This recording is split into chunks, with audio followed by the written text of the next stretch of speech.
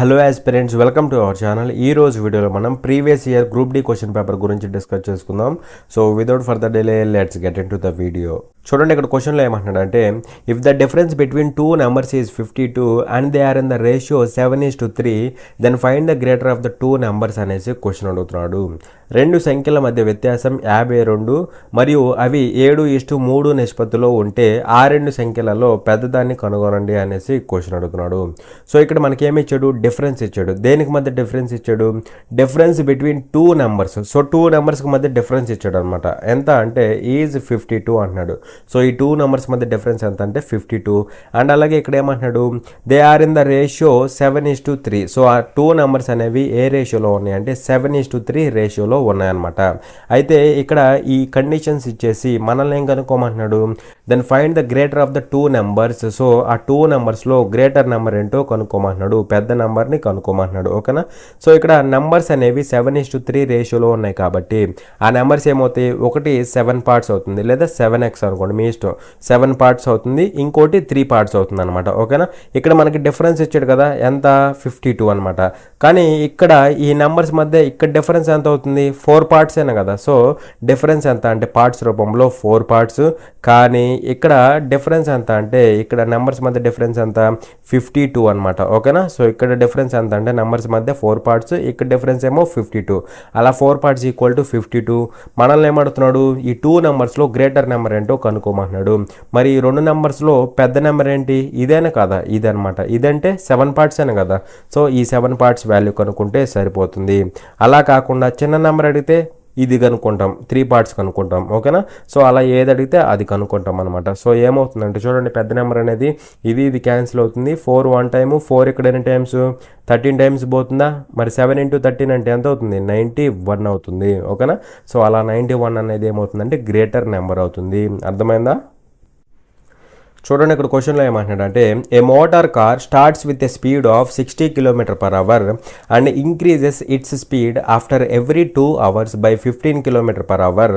In how much time will it cover a distance of 360 km అనేసి question అడుగుతున్నాడు. ఒక motor car గంటకు 60 కిలోమీటర్ల వేగంతో ప్రారంభమై ప్రతి 2 గంటలకు 15 కిలోమీటర్ల వేగం పెంచుతుంది. అది 360 కిలోమీటర్ల దూరాన్ని ఎంత సమయంలో కవర్ చేస్తుంది అనేసి క్వశ్చన్ అడుగుతున్నాడు. సో ఇక్కడ ఒక కార్ ఉంది. ఈ కార్ ఏం చేస్తుందంటే చూడండి, starts with a speed of 60 km/h. అంటే ఇది ఇనీషియల్గా ఎంత స్పీడ్తో వెళ్తుంది? 60 km/h స్పీడ్తో వెళ్తుంది. ఎంత స్పీడ్? 60 km/h. ఇంత స్పీడ్తో వెళ్తుంది. అలాగే ఇక్కడ ఏమంటున్నాడు? And increases its speed after every 2 hours by 15 km/h. అంటే ఎవ్రీ 2 hours తర్వాత, ప్రతి 2 గంటల తర్వాత స్పీడ్ ఎంత ఇంక్రీజ్ అవుతుంది? ఎంత ఇంక్రీజ్ చేస్తుంది? 15 km/h ఇంక్రీజ్ చేస్తుంది. అంటే సింపుల్గా ఇనీషియల్గా ఎంత స్పీడ్తో వెళ్తుంది, అలా ప్రతి 2 గంటల తర్వాత 15 km/h స్పీడ్ అనేది ఇంక్రీజ్ అవుతుంది. అంటే సపోజ్ ఇంత స్పీడ్తో ఒక 2 hours ట్రావెల్ చేసింది అనుకోండి, ఇలా 2 hours ట్రావెల్ చేస్తే 2 hours తర్వాత స్పీడ్ ఏమవుతుంది? 15 km/h ఇంక్రీజ్ అవుతుంది. అంటే ఇనీషియల్గా 60 km/h ఉంటే ఇప్పుడు ఏమవుతుంది? 15 ఇంక్రీజ్ అవుతుంది. అంటే ఇప్పుడు స్పీడ్ ఎంత అవుతుంది? 75 km/h అవుతుంది. అర్థమైందా? So 75 km/h. ఇలాగే మళ్ళీ ఇంకొక 2 hours ట్రావెల్ చేసింది అనుకోండి, మరి 2 hours తర్వాత స్పీడ్ ఏమవ్వాలి? ఇంకొక 15 పెరగాలి. అంటే అప్పుడు 90 km/h ఇంత స్పీడ్తో వెళ్తుంది. ఇంకొక 2 hours వెళ్తే ఇంకొక 15 పెరిగిద్ది అనమాట. అలా ఎవ్రీ 2 hours స్పీడ్ అనేది 15 km/h ఇంక్రీజ్ అవుతుంది. ఓకేనా? సో ఇలా 2 hours ఇలా కనుక ఇంక్రీజ్ అయితే మనల్ని ఏమడుగుతున్నాడు? In how much time will it cover a distance of 360 km.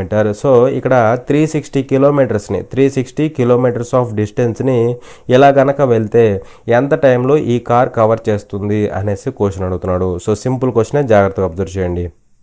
మరి ఇక్కడ చెప్పండి, ఇనీషియల్గా ఎంత స్పీడ్తో ఉంది? 60 km/h. అవునా? అలా ఇక్కడ ఎన్ని గంటలు ట్రావెల్ చేసింది? ఇక్కడ నుంచి ఇక్కడికి 2 hours ట్రావెల్ చేసింది. మరి ఇక్కడ 1 hourకి 60 km వెళ్తే టోటల్గా 2 hours ట్రావెల్ చేసింది కదా. 2 hours మరి 2 అవర్స్లో ఎంత వెళ్ళాలి? 2 × 60 ఎంత వెళ్ళాలి? 2 × 60 అంటే 120 కిలోమీటర్స్ డిస్టెన్స్ అయితే వెళ్ళాలి, అవునా కదా? లేదంటే స్పీడు, ఇది టైము, స్పీడ్ ఇంటూ టైం అంటే డిస్టెన్సేనే కదా. సో అలా చేసుకున్నా సరే మనకి డిస్టెన్స్ ఎంత వచ్చింది అంటే 120 కిలోమీటర్స్. మనం ట్రావెల్ చేయాల్సిందంత 360. అందులో ఇక్కడ 2 అవర్స్ ట్రావెల్ చేసిన తర్వాత ఎంత డిస్టెన్స్ కవర్ అయింది? 120 కవర్ అయింది. సో 120 తీసే ఇంకా రిమైనింగ్ ఎంత? 240 ఉంటుందన్నమాట. మళ్ళీ ఇక్కడ చూడండి, ఇక్కడ ఎంత స్పీడ్తో ఉంది? 75 km/h, అంటే గంటకి 75 కిలోమీటర్స్ వెళ్తుంది అనమాట. అలా ఇక్కడ ఎంత ట్రావెల్ చేసింది? 2 అవర్స్. మరి 2 అవర్స్లో ఎంత ట్రావెల్ చేస్తుంది? ఎంత డిస్టెన్స్? 2 × 75 150 కిలోమీటర్స్ అనమాట, ఓకేనా? 150 కిలోమీటర్స్. మనం ఇప్పుడు ట్రావెల్ చేసింది 240, అందులో 150 అయిపోయింది, ఇదిగోండి 150. ఇంకెంత మిగులుతుంది? 90 కిలోమీటర్స్ మిగులుతుంది, అవునా? మరి ఇక్కడ చూడండి, ఇక్కడ ప్రజెంట్ స్పీడ్ ఎంత? 90 km/h, అంటే 1 అవర్కి 90 కిలోమీటర్స్ వెళ్ళిపోతుంది. ఇక్కడ మనం ఇంకా రిమైనింగ్ వెళ్ళాల్సింది కూడా 90 కిలోమీటర్, అవునా? మరి 1 అవర్కి 90 కిలోమీటర్ వెళ్తుందంటే మనం ట్రావెల్ చేయాల్సింది కూడా 90 కిలోమీటర్స్, అంటే ఇక్కడ ఒక 1 అవర్ టైం పడుతుంది, అవునా? 1 అవర్ టైం పడుతుంది. ఈ 1 అవర్లో ఈ 90 కిలోమీటర్స్ అయిపోతుంది. అలా టోటల్ డిస్టెన్స్ కవర్ అయిపోతుంది, ఓకేనా? అయితే ఇక్కడ క్వశ్చన్లో ఏమడిగాడు? ఎంత టైంలో కవర్ చేస్తుంది అన్నాడు. మరి ఇక్కడ 2 అవర్స్ తీసుకుంది, ఇక్కడ ఒక 2 అవర్స్ తీసుకుంది, ఇక్కడ 1 అవరే తీసుకుంది. టోటల్ అంటే 2 + 2 + 1, అలా టోటల్గా 5 అవర్స్ ఆఫ్ టైం అయితే తీసుకుంది అనమాట, ఓకేనా? చూడండి, ఇక్కడ క్వశ్చన్లో ఏమంటున్నాడు అంటే if 9:12 is as 12:x and 28:42 is as 42:y then the value of 2x + y is అనేసి క్వశ్చన్ అడుగుతున్నాడు. సో ఇక్కడ ఈ కండిషన్ ఇచ్చాడు, అలాగే ఈ కండిషన్ ఇచ్చాడు. ఈ రెండు కండిషన్స్ ఇచ్చేసి మనల్ని ఏం కనుక్కోమంటున్నాడు? 2x + y value find out చేయమంటున్నాడు, ఓకేనా? ఇక్కడ ఈజ్ యాజ్ అంటే సింపుల్గా ఈజ్ ఈక్వల్ టు అనమాట, ఓకేనా? ఈజ్ యాజ్ అంటే ఈజ్ ఈక్వల్ టు తీసేసుకోండి. 9:12 అంటే మనందరూ తెలుసు 9/12 అని, అవునా? సో 9/12 ఈజ్ ఈక్వల్ టు ఎంత అవుతుంది? 12/x అవుతుంది, ఇది ఒక కండిషను. అలాగే 28/42, అవునా? 28/42 ఈజ్ యాజ్ అంటే ఈజ్ ఈక్వల్ టు అని చెప్పా, ఈజ్ ఈక్వల్ టు 42/y. ఈ రెండు కండిషన్స్ ఇచ్చేసి ఈ వాల్యూ ఫైండ్ అవుట్ చేయమంటున్నాడు. సో ఇక్కడ క్యాన్సిల్ అవుతాయి, చూడండి క్యాన్సిల్ ఏమవుతాయి అంటే 3 ఇక్కడ 3 టైమ్స్, 3 ఇక్కడ 4 టైమ్స్, అలాగే 3 1 టైము, 3 ఇక్కడ 4 టైమ్స్. క్రాస్ మల్టిప్లై చేస్తే x = 4 4s 16 అవుతుందా? 16 అనమాట.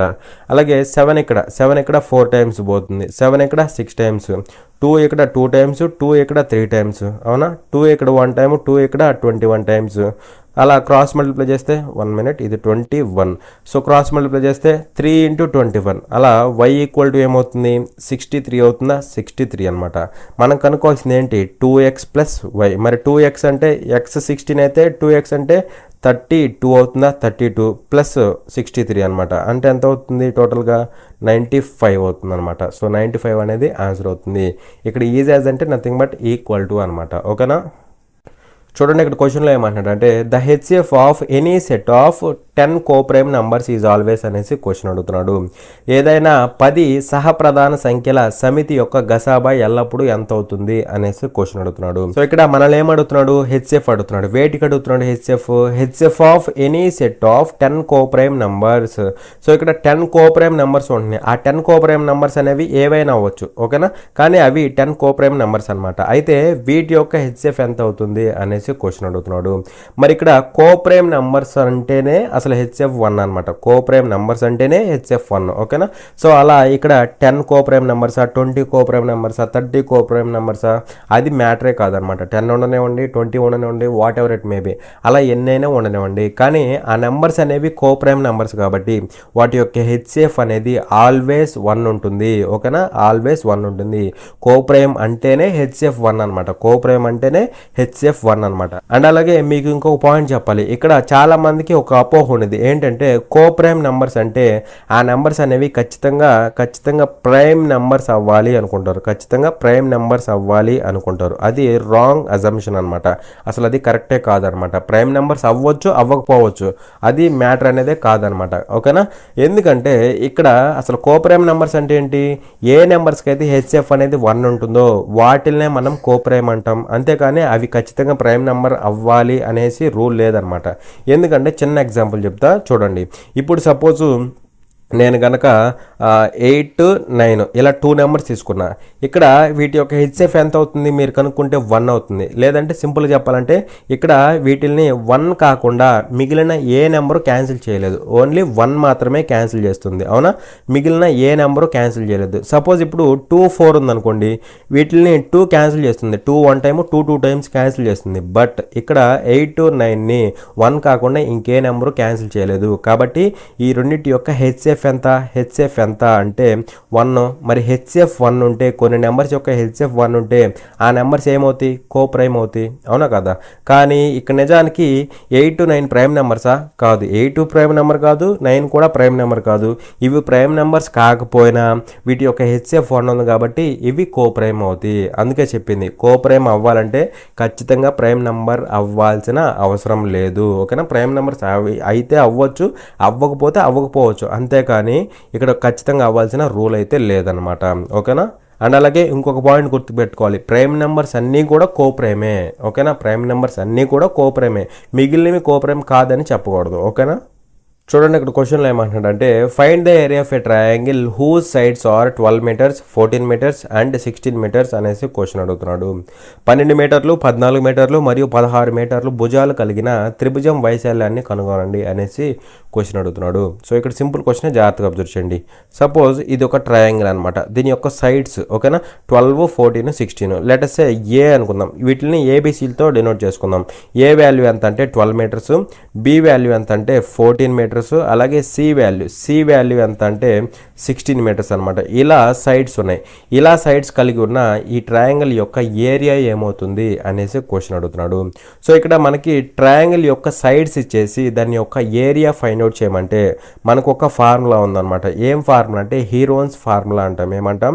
హీరోన్స్ ఫార్ములా. ఓకేనా. సో ఈ ఫార్ములాని యూజ్ చేసి మనం ఈ ట్రయాంగిల్ యొక్క ఏరియాని అయితే ఫైండ్ అవుట్ చేస్తాం అనమాట.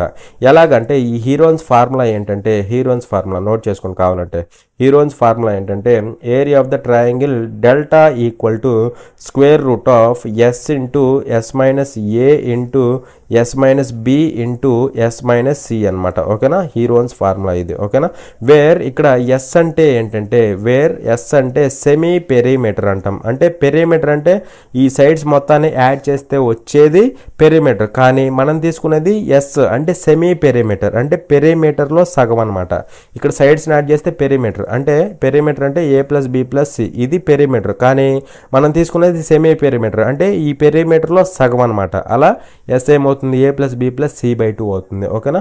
సో ఇక్కడ ఎస్ వాల్యూ ఏమవుతుంది అంటే చూడండి, S equal to A plus B plus C అంటే ఇదిగోండి 12 14 26 26 16 అంటే ఎంత అవుతుంది 42 అవుతుందా, 42/2 అనమాట. ఎంత అవుతుంది అంటే 21 అవుతుందా, 21 అనమాట. సో ఏరియా ఏమవుతుంది, ఇక్కడ నుంచి ఏరియా కనుక్కోండి. ఏరియా ఇక్కడ ఏమవుతుందంటే 21, ఎస్ అంటే 21, ఎస్ మైనస్ ఏ అంటే 21 మైనస్ 12, 21 మైనస్ 12 అంటే ఎంత అవుతుంది 9 అవుతుందా. So 21 into 9 into S minus B అంటే 21 మైనస్ 14 అవునా కదా. సో ఎంత అవుతుంది 7 అవుతుందా, 7 అవుతుంది into S minus C 21 minus 16 అంటే ఎంత అవుతుంది 5 అవుతుందా, అంతేనా 5 అవుతుంది అనమాట. ఓకేనా. సో ఇక్కడ చూస్తే ఏమవుతుందంటే ఇక్కడ దీన్ని నేను 21 కాకుండా 3 ఇంటూ 7గా రాస్తా. అవునా. మరి ఇక్కడ రూట్లో 2 7లు ఉన్నాయి కాబట్టి, స్క్వేర్ రూట్లో 2 7లు ఉన్నాయి కాబట్టి ఒక 7 బయటకు వచ్చిద్దా, 7 బయటకు వచ్చింది. అలాగే ఇక్కడ 9 బయటకు వచ్చేస్తుందా, ఎలా వస్తుంది 3గా బయటకు వస్తుంది. అవునా. సో 9 కూడా బయటకు వచ్చేసింది. ఇంకా ఇక్కడ 2 7లో ఒక 7 బయటకు వచ్చింది. ఇంక లోపల ఏముంది రూట్లో 3 అను 5 మిగిలిపోయింది. మరి 3 5 అంటే 15 కదా, అలా రూట్ 15 అవుతుంది అనమాట. ఓకేనా. 2 7లకి ఒక 7, 9కి ఏమో 3 బయటకు వస్తుంది, లోపలేమో 3 5 మిగిలిపోతుంది, రూట్ 15 అవుతుంది అనమాట. సో 7 3 ఎంత 21 రూట్ 15, ఇది ఏరియా కదా మీటర్ స్క్వేర్ అనమాట. సో ఇక్కడ వాల్యూ ఏమవుతుంది 21 రూట్ 15 మీటర్ స్క్వేర్. ఓకేనా. సో ఇది ఫార్ములా అనమాట, ఇది గుర్తుపెట్టుకోండి. చూడండి ఇక్కడ క్వశ్చన్లో ఏమంటున్నాడంటే one of the roots of equation x² minus 12x plus k equal to 0 is x equal to 3 the other root is అనేసి క్వశ్చన్ అడుగుతున్నాడు. x² minus 12x plus k equal to 0 అనే సమీకరణం యొక్క మూలాలలో ఒకటి x ఈక్వల్ టు 3, మరొక మూలం ఏమిటి అనేసి క్వశ్చన్ అడుగుతున్నాడు. సో ఇక్కడ మనకు ఒక క్వాడ్రాటిక్ ఈక్వేషన్ ఇచ్చాడు. ఏంటి ఆ క్వాడ్రాటిక్ ఈక్వేషన్ అంటే x² minus 12x plus K equal to 0. ఇది క్వాడ్రాటిక్ ఈక్వేషన్ అనమాట. అయితే ఈ క్వాడ్రాటిక్ ఈక్వేషన్స్లో మనకి ఒక రూట్ ఇచ్చాడు. ఈ క్వాడ్రాటిక్ ఈక్వేషన్కి 2 రూట్స్ ఉంటాయి, అవును కదా, మ్యాక్సిమం పవర్ 2 కాబట్టి 2 రూట్స్ ఉంటాయి. అందులో ఒక రూట్ ఎంత ఇచ్చాడు అంటే ఎక్స్ ఈక్వల్ టు 3 అనమాట.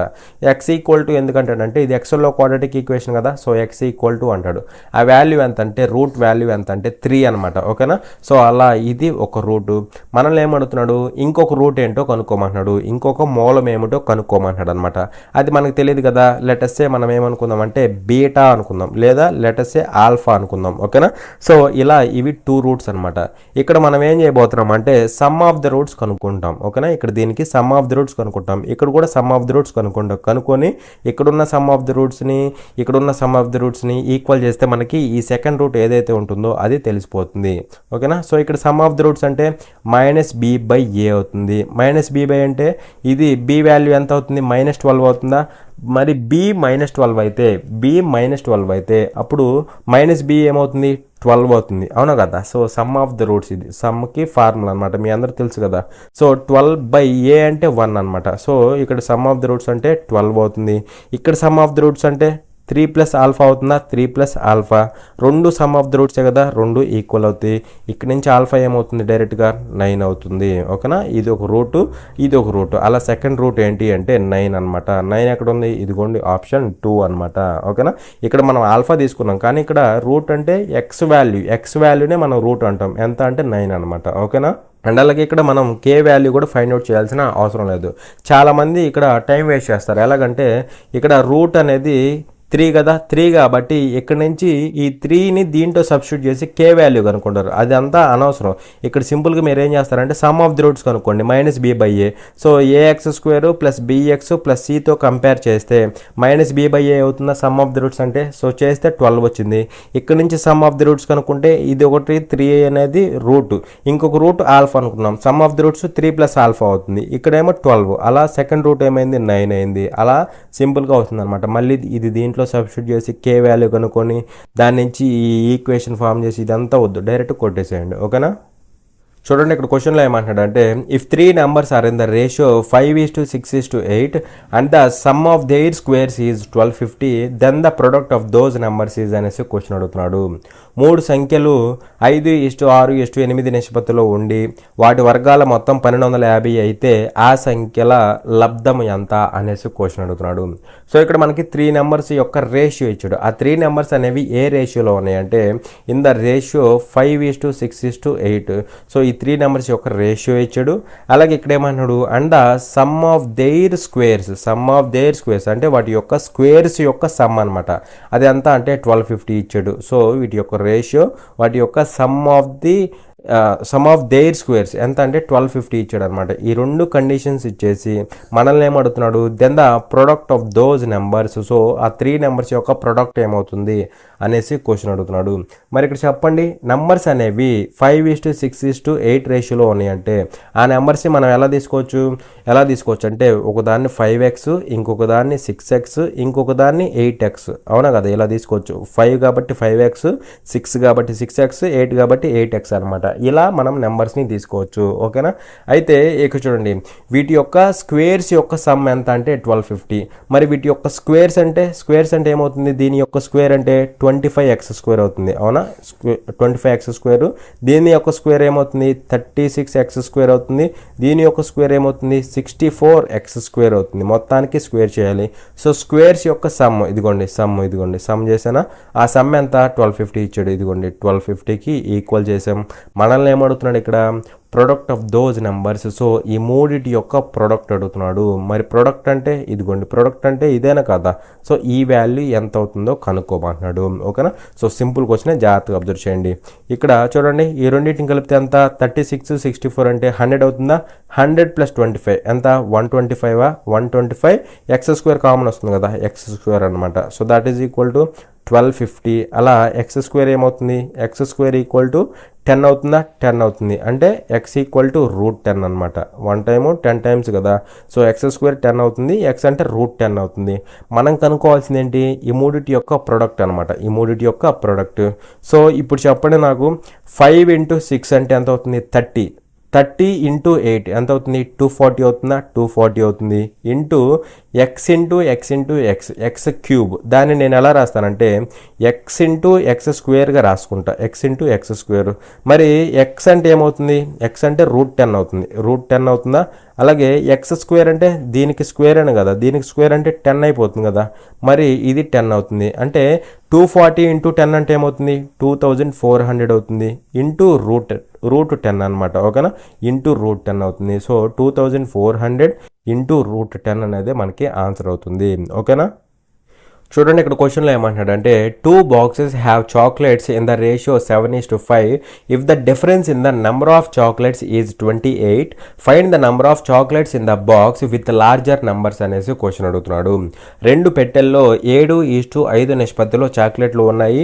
చాక్లెట్ల సంఖ్యలో వ్యత్యాసం 28 అయితే పెద్ద సంఖ్యలు ఉన్న పెట్టెలోని చాక్లెట్ల సంఖ్యను కనుగొనండి అనేసి క్వశ్చన్ అడుగుతున్నాడు. సో ఇక్కడ 2 బాక్సులు ఉన్నాయి అనమాట. ఆ 2 బాక్సులో చాక్లెట్స్ ఏ రేషియోలో ఉన్నాయి అంటే 7:5 రేషియోలో ఉన్నాయి. 7:5 రేషియోలో ఉన్నాయి. అంటే ఫస్ట్ బాక్స్లోనేమో 7 parts చాక్లెట్స్ ఉంటే సెకండ్ బాక్స్లోనేమో 5 parts ఉన్నాయి చాక్లెట్స్. ఓకేనా? అలాగే ఇక్కడ ఏమంటున్నాడు if the difference in the number of chocolates is 28. అంటే ఇక్కడ కొన్ని చాక్లెట్స్ ఉన్నాయి, ఇక్కడ కొన్ని చాక్లెట్స్ ఉన్నాయి. వాటి మధ్య డిఫరెన్స్ ఎంత అంటే 28 అనమాట. ఓకేనా? ఆ నెంబర్ ఆఫ్ చాక్లెట్స్కి మధ్య డిఫరెన్స్ ఎంత అంటే 28. మరి ఇక్కడ పార్ట్స్ రూపంలో చాక్లెట్స్కి మధ్య డిఫరెన్స్ ఎంత? ఇక్కడున్న చాక్లెట్స్కి మధ్య డిఫరెన్స్ ఎంత? పార్ట్స్ రూపంలో 2 parts. అవునా కదా? డిఫరెన్స్ ఎంత అంటే 2 parts. కానీ వాడిచ్చిన డిఫరెన్స్ ఎంత? ఈజ్ 28 అంటున్నాడు. అవునా? సో ఇక్కడ 28 అవుతుంది. సో ఇక్కడ మనల్ని ఏమడుగుతున్నాడు? Find the number of chocolates in the box with larger numbers. So ఇక్కడ ఎక్కువ చాక్లెట్స్ ఏ బాక్స్లో ఉంటాయో ఆ బాక్స్లో ఉన్న నంబర్ ఆఫ్ చాక్లెట్స్ ఎన్నో కనుక్కోమన్నాడు. మరి ఇక్కడ చాక్లెట్స్ ఏమో 7 parts ఉన్నాయి, ఇక్కడ చాక్లెట్స్ ఏమో 5 parts ఉన్నాయి. ఈ రెండిట్లో ఎక్కువ చాక్లెట్స్ ఏ బాక్స్లో ఉన్నాయి? ఫస్ట్ బాక్స్ అనమాట. ఓకేనా? సో అలా ఫస్ట్ బాక్స్లో ఎక్కువ చాక్లెట్లు ఉన్నాయి. సో అలా ఎక్కువ చాక్లెట్లు ఉన్న బాక్స్ ఇది. ఆ బాక్స్లోని నంబర్ ఆఫ్ చాక్లెట్స్ ఎన్నో కనుక్కోమంటున్నాడు. ఓకేనా? Find the number of chocolates in the box with larger numbers. So ఎక్కువ చాక్లెట్లు ఫస్ట్ బాక్స్లో ఉన్నాయి. ఈ బాక్స్లో ఎన్ని చాక్లెట్స్ ఉన్నాయో కనుక్కోమంటున్నాడు. మరి ఈ బాక్స్లో ఎన్ని చాక్లెట్స్ ఉన్నాయి? ఎన్ని పార్ట్స్ ఆఫ్ చాక్లెట్స్ ఉన్నాయి? 7 parts అని కదా. సో ఈ 7 parts వాల్యూ ఎంతో కనుక్కుంటే సరిపోతుంది. ఓకేనా? సో ఇక్కడ చూడండి ఇది క్యాన్సిల్ అవుతుందా? 2 ఇక్కడ 1 టైము, 2 ఇక్కడ 14 times పోతుందా? మరి 7 into 14 అంటే ఏమవుతుంది? 7 4 28. 7 4 28 అంటే లాస్ట్లో 8 ఉండాలి. ఇదిగోండి 98 అనమాట. లేదంటే 7 14 98 డైరెక్ట్గా. ఓకేనా? సో ఈ విధంగా ఇక్కడ ఎక్కువ చాక్లెట్స్ ఉన్న బాక్స్లో ఎన్ని చాక్లెట్స్ ఉంటాయంటే 98 అయితే ఉంటాయి అనమాట. ఓకేనా? చూడండి ఇక్కడ క్వశ్చన్లో ఏమంటున్నాడు అంటే if A and B are the roots of x² + x - 2 = 0 then the quadratic equation in x whose roots are 1/a + 1/b and ab is అనేసి క్వశ్చన్ అడుగుతున్నాడు. ఏ మరియు బిలు x² + x - 2 = 0 యొక్క మూలాలు అయితే 1/a + 1/b మరియు abలను కలిగి ఉన్న xలోని వర్గ సమీకరణం ఏమిటి అనేసి క్వశ్చన్ అడుగుతున్నాడు. సో ఇక్కడ మనకి ఒక క్వాడ్రాటిక్ ఈక్వేషన్ ఇచ్చాడు. ఏంటి? x² + x - 2 = 0 అనే క్వాడ్రాటిక్ ఈక్వేషన్ ఇచ్చాడు. దీని యొక్క రూట్స్ ఏమవుతున్నాయంట? a b అవుతున్నాయంట. ఓకేనా? దీని యొక్క దీనికి రూట్స్ కనుక్కుంటే 2 వాల్యూస్ వస్తాయి కదా. ఒకదాన్ని a అనుకోండి, ఇంకొక దాన్ని b అనుకోండి. అలా 2 రూట్స్ వస్తాయి. అయితే ఇక్కడ క్వశ్చన్లో ఏమడుగుతున్నాడు? 1/a ఇక్కడ వచ్చిన abలు ఉంటాయి కదా. సో abలు ఉంటాయి కదా.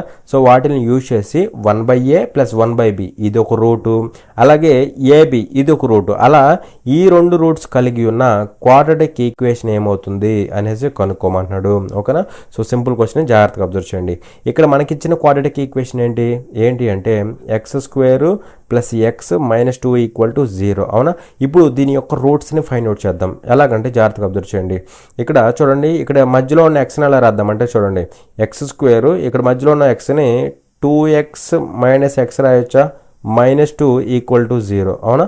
సో కామన్ తీస్తే ఇక్కడ ఈ రెండింటిలో x కామన్ వస్తుంది కదా. సో x కామన్ వస్తుంది.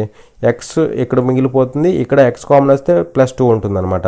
ఈ రెండిట్లో -1 కామన్ తీస్తే ఎక్స్ +2 అవుతుందా మళ్ళీ =0. ఈ రెండిట్లో మళ్ళీ x+2 కామన్ తీస్తే ఇక్కడ ఏముంటుంది, ఇక్కడేమో ఎక్స్ ఉంటుంది, ఇక్కడ -1 ఉంటుంది, అవునా, =0. సో దీన్ని బట్టి ఎక్స్ ఇక్కడ దీన్ని =0 చేయండి. అప్పుడు ఎక్స్ ఏమవుతుంది అంటే -2 ఒకటి అవుతుంది. అలాగే దీన్ని =0 చేస్తే ఎక్స్ =1 ఒకటి అవుతుంది. ఎక్స్ వాల్యూస్ అంటే ఏంటి, రూట్స్ అనే కదా. ఆ రూట్స్ ఏమన్నాడు, ఏబి అంటున్నాడు. మరి ఇది ఏ అనుకోండి, ఇది బి అనుకోండి. అంటే A value to B A value -2, B value 1 అనమాట. కానీ ఇక్కడ మనల్ని ఏం కనుక్కోమంటున్నాడు, క్వాడ్రాటిక్ ఈక్వేషన్ కనుక్కోమంటున్నాడు. అది కూడా ఎలాంటి రూట్స్ కలిగి ఉండాలి, ఎలాంటి రూట్స్ అంటే 1/a + 1/b ఇది ఒక రూటు, అలాగే ఏబి ఇది ఒక రూటు. ఈ రెండు రూట్స్ కలిగి ఉన్న క్వాడ్రాటిక్ ఈక్వేషన్ని ఫైండ్ అవుట్ చేయమంటున్నాడు. సో ఇక్కడ 1/a + 1/b అంటే ఏమవుతుంది, 1/a అంటే 1/-2 అంటే -1/2 ప్లస్ 1/b అంటే 1/1 అంటే 1/1 అనమాట. అలా ఇక్కడ రూట్ ఏమవుతుంది 1 - 1/2 అంటే 1/2 అవుతుంది. ఇక్కడ రూట్ ఏమవుతుంది ఏబి అంటే ఎంత అవుతుంది అంటే చూడండి, ఏబి అంటే -2 అవుతుందా, -2 అనమాట. ఇది ఒక రూటు, ఇది ఒక రూటు. ఈ రెండు రూట్స్ కలిగి ఉన్న క్వాడ్రాటిక్ ఈక్వేషన్ ఏమవుతుంది అనేసి క్వశ్చన్ అడుగుతున్నాడు. మీరు కావాలనుకుంటే ఇది ఆల్ఫా ఇది బీటా అనుకుంటే ఆల్ఫా బీటా రూట్స్గా కలిగి ఉన్న క్వాడ్రాటిక్ ఈక్వేషన్ ఏమవుతుంది అంటే గుర్తుపెట్టుకోండి, x - alpha into x - beta = 0 ఇలా చేయొచ్చు. లేదంటే డైరెక్ట్ ఫార్ములా ఉంది, ఏంటి, x² - alpha + beta into X plus alpha beta = 0 ఇలా చేసుకోవచ్చు. ఈ రెండిట్లో ఎక్కడ సబ్స్టిట్యూట్ చేసినా ఈ వాల్యూస్ని మనకి క్వాడ్రాటిక్ ఈక్వేషన్ వస్తుంది, ఓకేనా. సో ఇక్కడ సబ్స్టిట్యూట్ చేసుకోండి, సబ్స్టిట్యూట్ చేసినా సరే తిరిగి మళ్ళీ ఇక్కడికే వస్తుంది అనమాట, ఓకేనా. మీరు డైరెక్ట్గా దీంట్లో పెట్టేస్తే సరిపోతుంది, ఓకేనా. లేదంటే ఆప్షన్ వెరిఫై చేయొచ్చు, ఆప్షన్ కూడా వెరిఫై చేయొచ్చు. ఇది ఆల్ఫా ఇది beta, some of the roots కట్టండి. సమ్ ఆఫ్ ది రూట్స్ కడితే ఎంత అవుతుంది, 1/2 -2 అంటే ఎంత అవుతుంది అంటే చేస్తే మీకు -3/2 వస్తుంది. మరి ఇక్కడ సమ్ ఆఫ్ ది రూట్స్ -3/2 ఎక్కడ వస్తే దానికి ఆన్సర్ అవడానికి ఛాన్స్ ఉంటుంది. మరి ఇక్కడ చూడండి, ఇక్కడ -b అంటే -5/a -5/2 అవుతుంది. మనకు రావాల్సింది -3/2 అంటే రాంగ్ ఆప్షన్. అలాగే ఇక్కడ చూడండి -3/2 వస్తుందా, b అంటే 3 -b అంటే -3/2 ఇదిగోండి సమ్ ఆఫ్ ది రూట్స్ -3/2 వచ్చింది, ఆన్సర్ అవడానికి ఛాన్స్ ఉంది. ఇక్కడ చూస్తే సమ్ ఆఫ్ ది రూట్స్ ఏమవుతుంది, ఇక్కడ చూస్తే some of the roots b అంటే -5 ఇక్కడ దీన్ని చూస్తే -5 కానీ మనకు కావాల్సింది -b/a అంటే -5/a అంటే 5/2 అవుతుంది. మనకు కావాల్సింది -3/2 రాంగ్ ఆప్షన్. ఇక్కడ చూస్తే b అంటే -3 మనకు కావాల్సింది -b అంటే 3 అవుతుంది, -b/a అంటే 3/2 అవుతుంది. మనకు కావాల్సింది -3/2 అంటే రాంగ్ ఆప్షన్. అలా ఇది మనకు ఆప్షన్ అవుతుంది. అదంతా వద్దనుకుంటే ఆల్ఫా బీటా రూట్లుగా కలిగిన క్వాడ్రాటిక్ ఈక్వేషన్ ఏంటి అంటే x² - alpha + beta into X plus alpha beta = 0 ఇక్కడ సబ్స్టిట్యూట్ చేసినా నో ప్రాబ్లం. చూడండి సబ్స్టిట్యూట్ చేయండి, x² - ఆల్ఫా + బీటా అంటే ఇప్పుడే చేసి ఆల్ఫా + బీటా అంటే -3/2 అవునా, -3/2. సో ప్లస్ అయిపోతుంది కదా, డైరెక్ట్ రాసేసే +3/2 into X plus alpha beta అంటే 1/2 ఇంటూ -2 అంటే -1 అవుతుంది. -1 = 0. సో 2 మల్టిప్లై చేస్తే 2x² + 3x -2 = 0. చూడండి ఇక్కడ క్యాలిక్యులేట్ చేసుకోండి, 2x² + 3x -2 = 0. సేమ్ వచ్చిందా రాలేదా. ఇక్కడ నుంచి some of the roots product of the roots verify చేసినా మనకి వచ్చింది. సమ్ ఆఫ్ ది రూట్స్ ఎంత -3/2. ఇక్కడ నుంచి చూస్తే ఇక్కడ -5/2 -3/2 ఇక్కడ వచ్చింది, ఇక్కడేమో 5/2 ఇక్కడేమో 3/2 అలా ఆప్షన్ వెరిఫై చేస్తే సరిపోతుంది. లేదంటే ఈ ఫార్ములా ఒకటి గుర్తుపెట్టుకోండి, ఓకేనా. చూడండి ఇక్కడ క్వశ్చన్లో ఏమంటాడు అంటే a television cost ₹35,000 less than a printer. If the cost of the printer is twice the cost of the television then the cost of the television is అనేసి క్వశ్చన్ అడుగుతున్నాడు. ఒక టెలివిజన్ ధర ప్రింటర్ కంటే ₹35,000 తక్కువ, ప్రింటర్ ధర television ధర కంటే రెండింతలు ఉంటే అప్పుడు టెలివిజన్ ధర ఎంత అనేసి క్వశ్చన్ అడుగుతున్నాడు. సో ఇక్కడ ఒక టెలివిజన్ కాస్ట్ ఎలా ఉంది, 35,000 లెస్ దాన్ ఏ ప్రింటర్ అంటే ఇక్కడ టీవీ యొక్క కాస్ట్ అనేది ప్రింటర్ యొక్క కాస్ట్ కంటే ₹35,000 తక్కువ ఉందన్నమాట. అంటే ఇక్కడ టెలివిజన్ కాస్ట్కి ప్రింటర్ కాస్ట్కి మధ్య డిఫరెన్స్ ఎంత అంటే 35,000 రూపీస్ అనమాట. ఓకేనా. సో ఇది ఈ రెండింటికి మధ్య డిఫరెన్స్ అనమాట, కాస్ట్ల మధ్య డిఫరెన్స్. ఓకేనా. అలాగే ఇక్కడ ఏమంటాడంటే చూడండి, if the cost of the printer is twice the cost of television, అంటే ప్రింటర్ యొక్క కాస్ట్ అనేది ఎలా ఉంది అంటే టెలివిజన్ యొక్క కాస్ట్కి 2 టైమ్స్, టెలివిజన్ యొక్క కాస్ట్కి 2 టైమ్స్ ఉందన్నమాట. ఓకేనా. టెలివిజన్ యొక్క కాస్ట్కి 2 టైమ్స్. సో ఇక్కడ చూడండి, ఇక్కడ ప్రింటర్కి టెలివిజన్కి రేషియో కడితే ఏమవుతుంది, ప్రింటర్కి టెలివిజన్కి రేషియో కడితే ఏమవుతుందంటే 2:1 అవుతుంది. అవునా కదా. అంటే సింపుల్గా ప్రింటర్ యొక్క కాస్ట్ అనేది 2 పార్ట్స్ ఉంటే టెలివిజన్ యొక్క కాస్ట్ అనేది 1 పార్ట్ ఉందన్నమాట. ఓకేనా. మరి ఇక్కడ ఈ రెండింటి మధ్య డిఫరెన్స్ ఎంత అని చెప్పాను, 35,000 రూపాయలు అని చెప్పాను. కానీ ఇక్కడ కాస్ట్ల మధ్య డిఫరెన్స్ అనేది పార్ట్స్ రూపంలో ఎంత, 1 పార్ట్. అవునా కదా. సో అలా ఈ రెండింటి మధ్య డిఫరెన్స్ అనేది 1 పార్ట్, మనీ రూపంలో డిఫరెన్స్ అనేది 35,000 రూపీస్. అవునా. సో అలా 1 పార్ట్ ఈక్వల్ టు 35,000 రూపీస్. మనల్ని ఏమడుగుతున్నాడు, then the cost of television అడుగుతున్నాడు. మరి కాస్ట్ ఆఫ్ టెలివిజన్ అంటే 1 పార్ట్ అనే కదా. సో ఈ 1 పార్ట్ కనుక్కుంటే సరిపోతుంది. ఆల్రెడీ డైరెక్ట్గా 1 పార్ట్ ఈక్వల్ టు 35,000 ఉంది. అలా 35,000 మనకి ఆన్సర్ అవుతుంది. ఓకేనా. చూడండి, ఇక్కడ క్వశ్చన్లో ఏమంటాడంటే a group of class 9th students conducted a survey for the number of family members in a household on 40 households in a locality which resulted in the given frequency table what is the mode of the data అనేసి question అడుగుతున్నాడు. ఒక ప్రాంతంలోని 40 ఇళ్లపై ఒక కుటుంబంలోని కుటుంబ సభ్యుల సంఖ్య కోసం 9వ తరగతి విద్యార్థుల బృందం ఒక సర్వే నిర్వహించింది. దీని ఫలితంగా ఇచ్చిన ఫ్రీక్వెన్సీ పట్టిక వచ్చింది. డేటా యొక్క బాహుళకం ఏమిటి అనేసి క్వశ్చన్ అడుగుతున్నాడు. సో ఇక్కడ మనకి ఈ డేటా ఇచ్చేసి దీనికి సంబంధించిన మోడ్ని ఫైండ్ అవుట్ చేయమంటున్నాడు, బాహుళకాన్ని ఫైండ్ అవుట్ చేయమంటున్నాడు. ఓకేనా. సో ఇక్కడ ఇదేమవుతుంది అంటే చూడండి, ఇక్కడ ఇంటర్వెల్స్ అని కదా. సో ఇవి క్లాస్ ఇంటర్వెల్స్ అవుతాయి, CI అవుతాయి. అవునా. అలాగే ఇక్కడ ఇవేంటంటే ఫ్రీక్వెన్సీలు అవుతాయి అనమాట, పౌన పుణ్యాలు అంటారు కదా, పౌన పుణ్యాలు. సో అలా ఇవి ఫ్రీక్వెన్సీ, ఇది వచ్చేసరికి క్లాస్ ఇంటర్వెల్స్ అనమాట. సో ఇక్కడ మనల్ని అడిగేది మోడ్ కాబట్టి మనం ఇక్కడ ఎక్స్ట్రా కాలం ఏదైతే ఉంటుందో అది మనం ఇక్కడ ఏమీ యాడ్ చేయము. ఇక్కడ ఉన్న డేటాను బట్టే సింపుల్గా మోడ్ అయితే తీసుకొస్తాం అనమాట. ఎందుకంటే ఇప్పుడు సపోజ్ మీడియన్ అడిగాడు అనుకోండి, అప్పుడు మనం ఏం చేస్తాం, క్యూములేటివ్ ఫ్రీక్వెన్సీ వేస్తాం. అవునా. సంచిత పౌనపుణ్యం అంటాం కదా. సో ఆ సంచిత పౌనపుణ్యాన్ని కూడా మనం ఇంకొక కాలంలో యాడ్ చేస్తాం అనమాట. బట్ ఇక్కడ మోడ్ కాబట్టి ఇంకొక కాలం అయితే మనం యాడ్ చేయము. ఓకేనా. సో ఇక్కడ ఉన్న దాన్ని బట్టి మనం తీసుకొస్తాం అనమాట. ఎలాగంటే ఇక్కడ మనం మోడ్ని ఎలా ఫైండ్ అవుట్ చేస్తామంటే చూడండి, ఇక్కడ ఉన్న ఫ్రీక్వెన్సీల్లో హైయెస్ట్ వాల్యూ చూడు. హైయెస్ట్ వాల్యూ చూస్తే ఇక్కడ హైయెస్ట్ ఎంత, 12 కదా. సో అలా ఇది మొత్తం ఏమవుతుందంటే మోడల్ క్లాస్ అవుతుంది. ఏమవుతుంది, మోడల్ క్లాస్. మోడ్ కదా, మోడల్ క్లాస్ అవుతుంది అనమాట. అలాగే ఇక్కడున్న ఫ్రీక్వెన్సీ ఏదైతే ఉంటుందో దీన్ని మనం F1గా తీసుకుంటాం. దీనికంటే ముందు ఫ్రీక్వెన్సీ ఏదైతే ఉంటుందో దీనికంటే ముందు లేదా దీనిపైన ఏదైతే ఉంటుందో అది దాన్ని మనం F0గా తీసుకుంటాం. దీని తర్వాత లేదా దీని కింద ఏదైతే ఉంటుందో ఫ్రీక్వెన్సీ దాన్ని F2గా తీసుకుంటాం. ఓకేనా. ఇక్కడ ఉన్నదాన్ని మోడల్ క్లాస్లో ఉన్నదాన్ని F1, దానికి ముందు వచ్చింది F0, దాని తర్వాత వచ్చేది F2 అనమాట. అలాగే ఇదే మోడల్ క్లాస్లో ఉన్న లోయర్ బౌండరీని మనం ఎల్గా తీసుకుంటాం. ఎల్గా తీసుకుంటాం. ఈ 8 అనేది అప్పర్ బౌండరీ అవుతుంది అనమాట. మనకు కావాల్సింది లోయర్ బౌండరీ. సో ఇవి వచ్చేసి అలాగే ఇంకొకటి కూడా తీసుకోవాలి. ఇంకొకటి ఏంటంటే హైట్ ఆఫ్ ద క్లాస్ అనేసి తీసుకోవాలి. ఇక్కడ క్లాసుల మధ్య డిఫరెన్స్ ఎంత, లేదంటే ఇదిగోండి ఇక్కడ డిఫరెన్స్ తీసుకోండి, లేదంటే ఇదిగోండి ఇక్కడ తీసుకోండి. ఇలా తీసుకున్నా నో ప్రాబ్లం. ఓకేనా. సో ఇక్కడ డిఫరెన్స్ ఎంత అంటే 2 కదా. అలా height of the class H value ఎంత అవుతుందంటే 2 అవుతుంది అనమాట. ఓకేనా. మరి ఇక్కడ ఎల్ ఉంది, హెచ్ ఉంది, F0, F1, F2 ఇవన్నీ ఉన్నాయి కాబట్టి వీటిని యూజ్ చేసి మనం మోడ్ని ఫైండ్ అవుట్ చేయొచ్చు.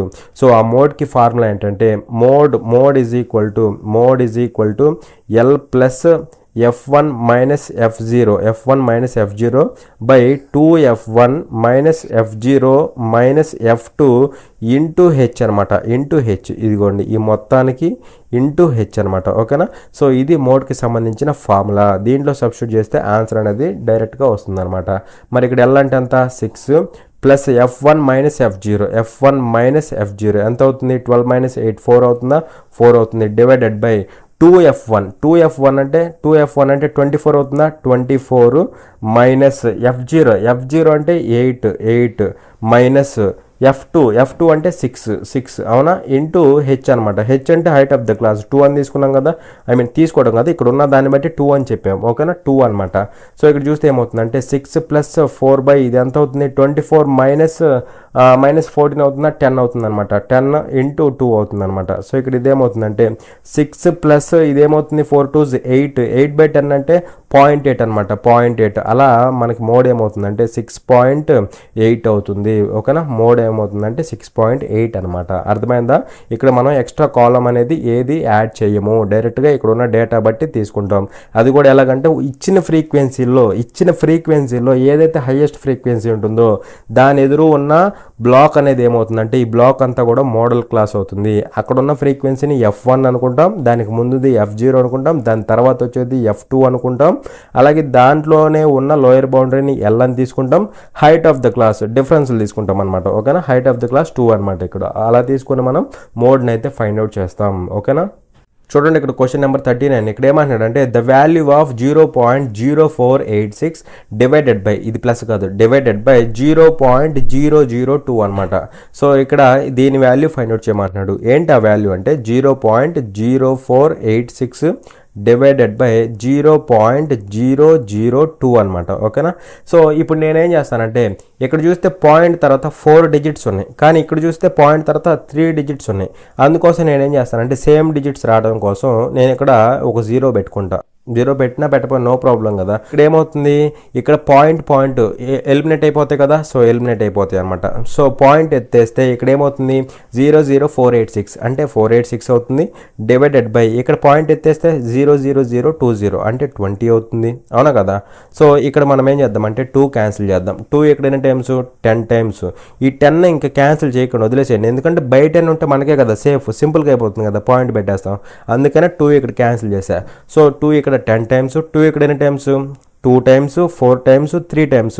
సో బై 10 కాబట్టి 243 బై 10 కాబట్టి 24.3 అవుతుంది అనమాట.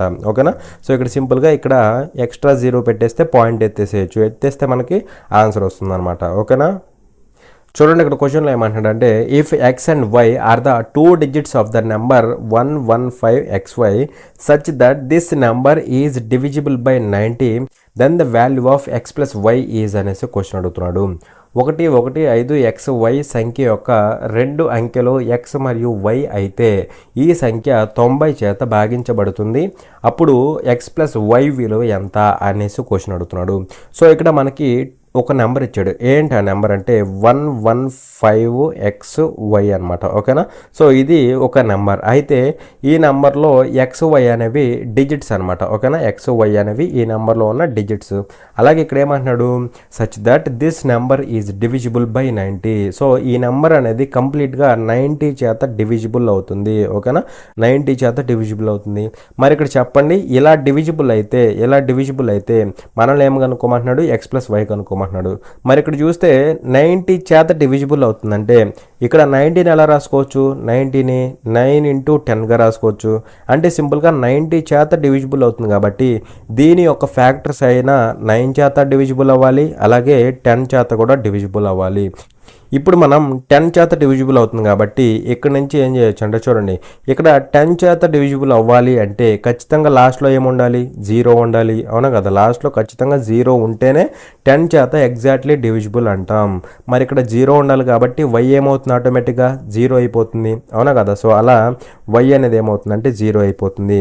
సో అలా ఇక్కడికి y అనేది 0 అని తేలిపోయింది. ఇక్కడ 10 చేత డివిజిబుల్ అవుతుందంటే మీనింగ్ ఏంటి, లాస్ట్లో 0 ఉండాలి, అలా y ప్లేస్లో ఖచ్చితంగా 0 ఉండాలి. ఓకే, ఇది అయిపోయింది. ఇప్పుడు మనం 9తో చెక్ చేద్దాం. సో ఇక్కడ 9 చేత డివిజిబుల్ అవుతుంది ఈ నెంబర్. అవునా, మరి 9 చేత డివిజిబుల్ అయితే అప్పుడు దీని యొక్క డిజిటల్ సమ్ ఏమవుతుంది, 9 అవుతుంది. డిజిటల్ సమ్ అంటే మీ అందరూ తెలుసు, ఉన్న డిజిట్స్ మొత్తాన్ని యాడ్ చేయగా వచ్చేదే డిజిటల్ సమ్. ఆ డిజిటల్ సమ్ ఎంత ఉండాలంటే 9 ఉండాలి, ఎందుకంటే 9 చేత డివిజిబుల్ అవుతుంది కాబట్టి డిజిటల్ సమ్ షుడ్ బి 9. మరి ఇక్కడ డిజిటల్ సమ్ ఏమవుతుంది, ఈ డిజిట్స్ మొత్తాన్ని యాడ్ చేయండి. యాడ్ చేస్తే ఏమవుతుందంటే చూడండి, ఇక్కడ 1 + 1 + 5 7, 7 + 0 7 అవుతుంది, ప్లస్ ఎక్స్, సో 7 + x అవుతుంది. ఇది డిజిటల్ సమ్. కానీ 9 చేత డివిజిబుల్ అవుతుంది కాబట్టి డిజిటల్ సమ్ ఎంత ఉండాలి, 9 ఉండాలి. రెండు డిజిటల్ సమ్లే కదా, ఈక్వల్ చేసుకోండి. అలా x ఏమవుతుంది, x షుడ్ బి 2. అవునా, సో x 2 అవుతుంది. వై ఏమో 0 అవుతుంది. మనల్ని కనుక్కోమంది ఏంటి ఎక్స్ ప్లస్ వై అంటే ఎంత అవుతుంది 2 అవుతుంది. ఓకేనా, ఇక్కడ 10 చేత డివిజిబుల్ అయితే లాస్ట్లో 0 ఉండాలి కాబట్టి వై ప్లేస్లో 0 ఉంటుంది. అలా వై అనేది 0 అని తేలింది. అలాగే 9 చేత డివిజిబుల్ అవుతుంది కాబట్టి డిజిటల్ సమ్ 9 ఉంటుంది. సో డిజిటల్ సమ్ 9 అవుతుంది. ఇక్కడ డిజిటల్ సమ్ 7 ప్లస్ ఎక్స్ అవుతుంది. అది 9కి ఈక్వల్ చేస్తే ఎక్స్ ఈక్వల్ టు 2 వచ్చింది. ఇక్కడ నుంచి ఎక్స్ ప్లస్ వై అంటే 2 వచ్చింది అనమాట.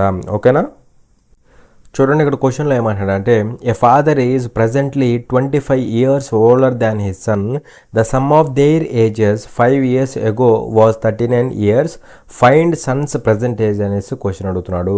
ఒక తండ్రి ప్రస్తుతం తన కొడుకు కంటే 25 సంవత్సరాలు పెద్దవాడు. 5 సంవత్సరాల క్రితం వారి వయసులో మొత్తం 39 సంవత్సరాలు. కొడుకు ప్రస్తుత వయసును కనుగొనండి అనేసి క్వశ్చన్ అడుగుతున్నాడు. సో ఇక్కడ మనల్ని ఏమడుగుతున్నాడు అంటే సన్ యొక్క ప్రజెంట్ ఏజ్ ఏమవుతుంది అనేసి క్వశ్చన్ అడుగుతున్నాడు. సో ఇక్కడ నేనేం చేస్తానంటే ఫాదర్ యొక్క ప్రజెంట్ ఏజ్ని ఎఫ్గా తీసుకుంటా, సన్ యొక్క ప్రజెంట్ ఏజ్ని ఎస్గా తీసుకుంటా.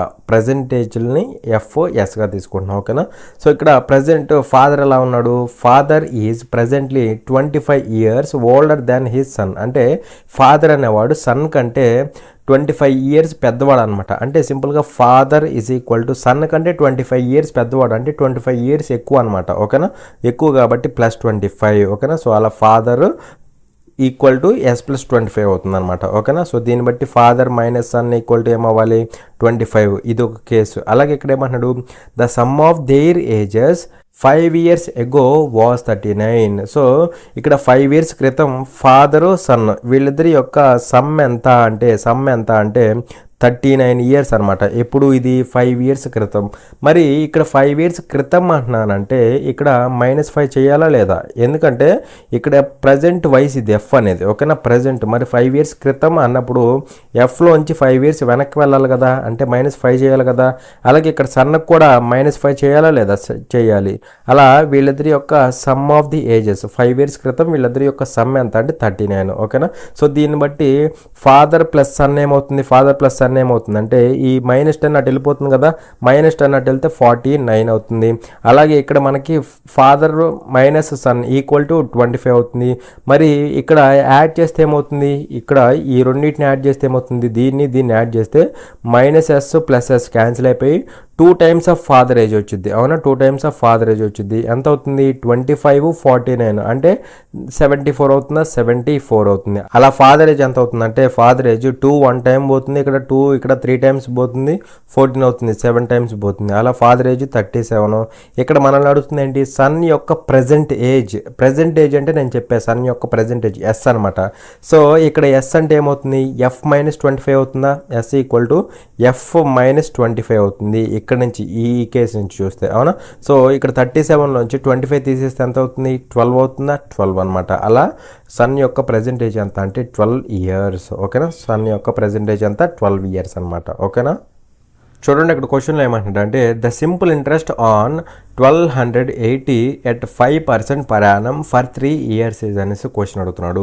1280 రూపాయలపై 5% వార్షిక రేటుతో 3 సంవత్సరాలకు సాధారణ వడ్డీ ఎంత అనేసి క్వశ్చన్ అడుగుతున్నాడు. సో ఇక్కడ మనం దీన్ని ఫార్ములా యూజ్ చేయొచ్చు, లేదంటే పర్సంటేజెస్లో కూడా చేయొచ్చు. ఫార్ములా యూజ్ చేసి ఎలా చేస్తామంటే చూడండి, simple interest equal to PTR/100. అవునా, ఇది మనందరికీ తెలిసిన బేసిక్ ఫార్ములా. అవునా, సో ఇక్కడ మనల్ని అడుగుతుంది ఏంటి సింపుల్ ఇంట్రెస్ట్ కనుక్కోమంటున్నాడు. సో ఇక్కడ సింపుల్ ఇంట్రెస్ట్ ఏమవుతుందంటే ప్రిన్సిపల్ ఎంత 1280 అంటున్నాడు కదా, ఆన్ 1280 అంటున్నాడు కదా. సో 1280 అనేది ప్రిన్సిపల్ అవుతుంది. అలాగే టైం పీరియడ్ 3 years ఇచ్చాడు. అలాగే రేట్ ఆఫ్ ఇంట్రెస్ట్ కూడా యానం ఇయర్స్కే ఇచ్చాడు అనమాట. ఓకేనా, ఇక్కడ టైం పీరియడ్ ఇయర్స్లో ఉంది, ఇది కూడా ఇయర్స్లో ఉంది. ఓకే, సో టైం పీరియడ్ ఎంత అంటే 3 years. అలాగే ఇక్కడ రేట్ ఆఫ్ ఇంట్రెస్ట్ ఎంత 5%. సో 5 తీసుకోండి బై 100 కదా, సో బై 100 చేస్తే మనకి సింపుల్ ఇంట్రెస్ట్ వస్తుంది అనమాట. సో ఇక్కడ చూస్తే ఏమవుతుందంటే 0 గెట్ క్యాన్సిల్డ్. అలాగే ఇక్కడ 5 1 time, 5 ఇక్కడ 2 times పోతుంది, 2 1 time, 2 ఇక్కడ ఎన్ని టైమ్స్ 64 times. మరి 3 × 60 అంటే 180 ప్లస్ 3 4s 12 అంటే 192 కదా. సో 192 అనమాట. 180 ప్లస్ 12 192 రూపీస్ అవుతుంది. అలా ఇక్కడ మనకి 192 రూపీస్ అనేది మనకి సింపుల్ ఇంట్రెస్ట్ అవుతుంది అనమాట. ఓకేనా, అది ఒక మెథడు. లేదంటే ఇక్కడ ఇంకొక మెథడ్ చెప్తాను చూడండి. ఇక్కడ ప్రిన్సిపల్ అంటే 100%. ప్రిన్సిపల్ అనేది ఎప్పుడు 100% ఉంటుంది, గుర్తుపెట్టుకోండి, ఇది 100%. అలాగే ఇక్కడ సింపుల్ ఇంట్రెస్ట్ అనేది కాన్స్టెంట్గా వస్తూ ఉంటుంది. సింపుల్ ఇంట్రెస్ట్ అనేది కాన్స్టెంట్ కాన్స్టెంట్గా వస్తూ ఉంటుంది. అంటే ఇప్పుడు సపోజ్ ఫస్ట్ ఇయర్ 20% వచ్చింది అనుకోండి, తర్వాత ఇయర్ కూడా 20% వస్తుంది, ఆ తర్వాత ఇయర్ కూడా 20% వస్తుంది. అంటే ఇలా ఎన్ని సంవత్సరాలు అయినా సరే ఇంట్రెస్ట్ అనేది కాన్స్టెంట్గా వస్తూ ఉంటుంది. ఓకేనా, ఇంట్రెస్ట్ అనేది కాన్స్టెంట్గా వస్తూ ఉంటుంది. ఇది ఒక పాయింట్ గుర్తుపెట్టుకోండి. సో ఇక్కడ మనకి ప్రిన్సిపల్ ఎంత ఇచ్చాడు, 1280. మరి ప్రిన్సిపల్ అంటే ఇప్పుడే చెప్పా 100% ఈక్వల్ టు ఎంత అవుతుంది, 1280 అవుతుంది. మరి ఇక్కడ చెప్పండి నాకు, ఇక్కడ 1 ఇయర్కి 5% పర్ యానం, అంటే 1 ఇయర్కి రేట్ ఆఫ్ ఇంట్రెస్ట్ ఎంత, 5%.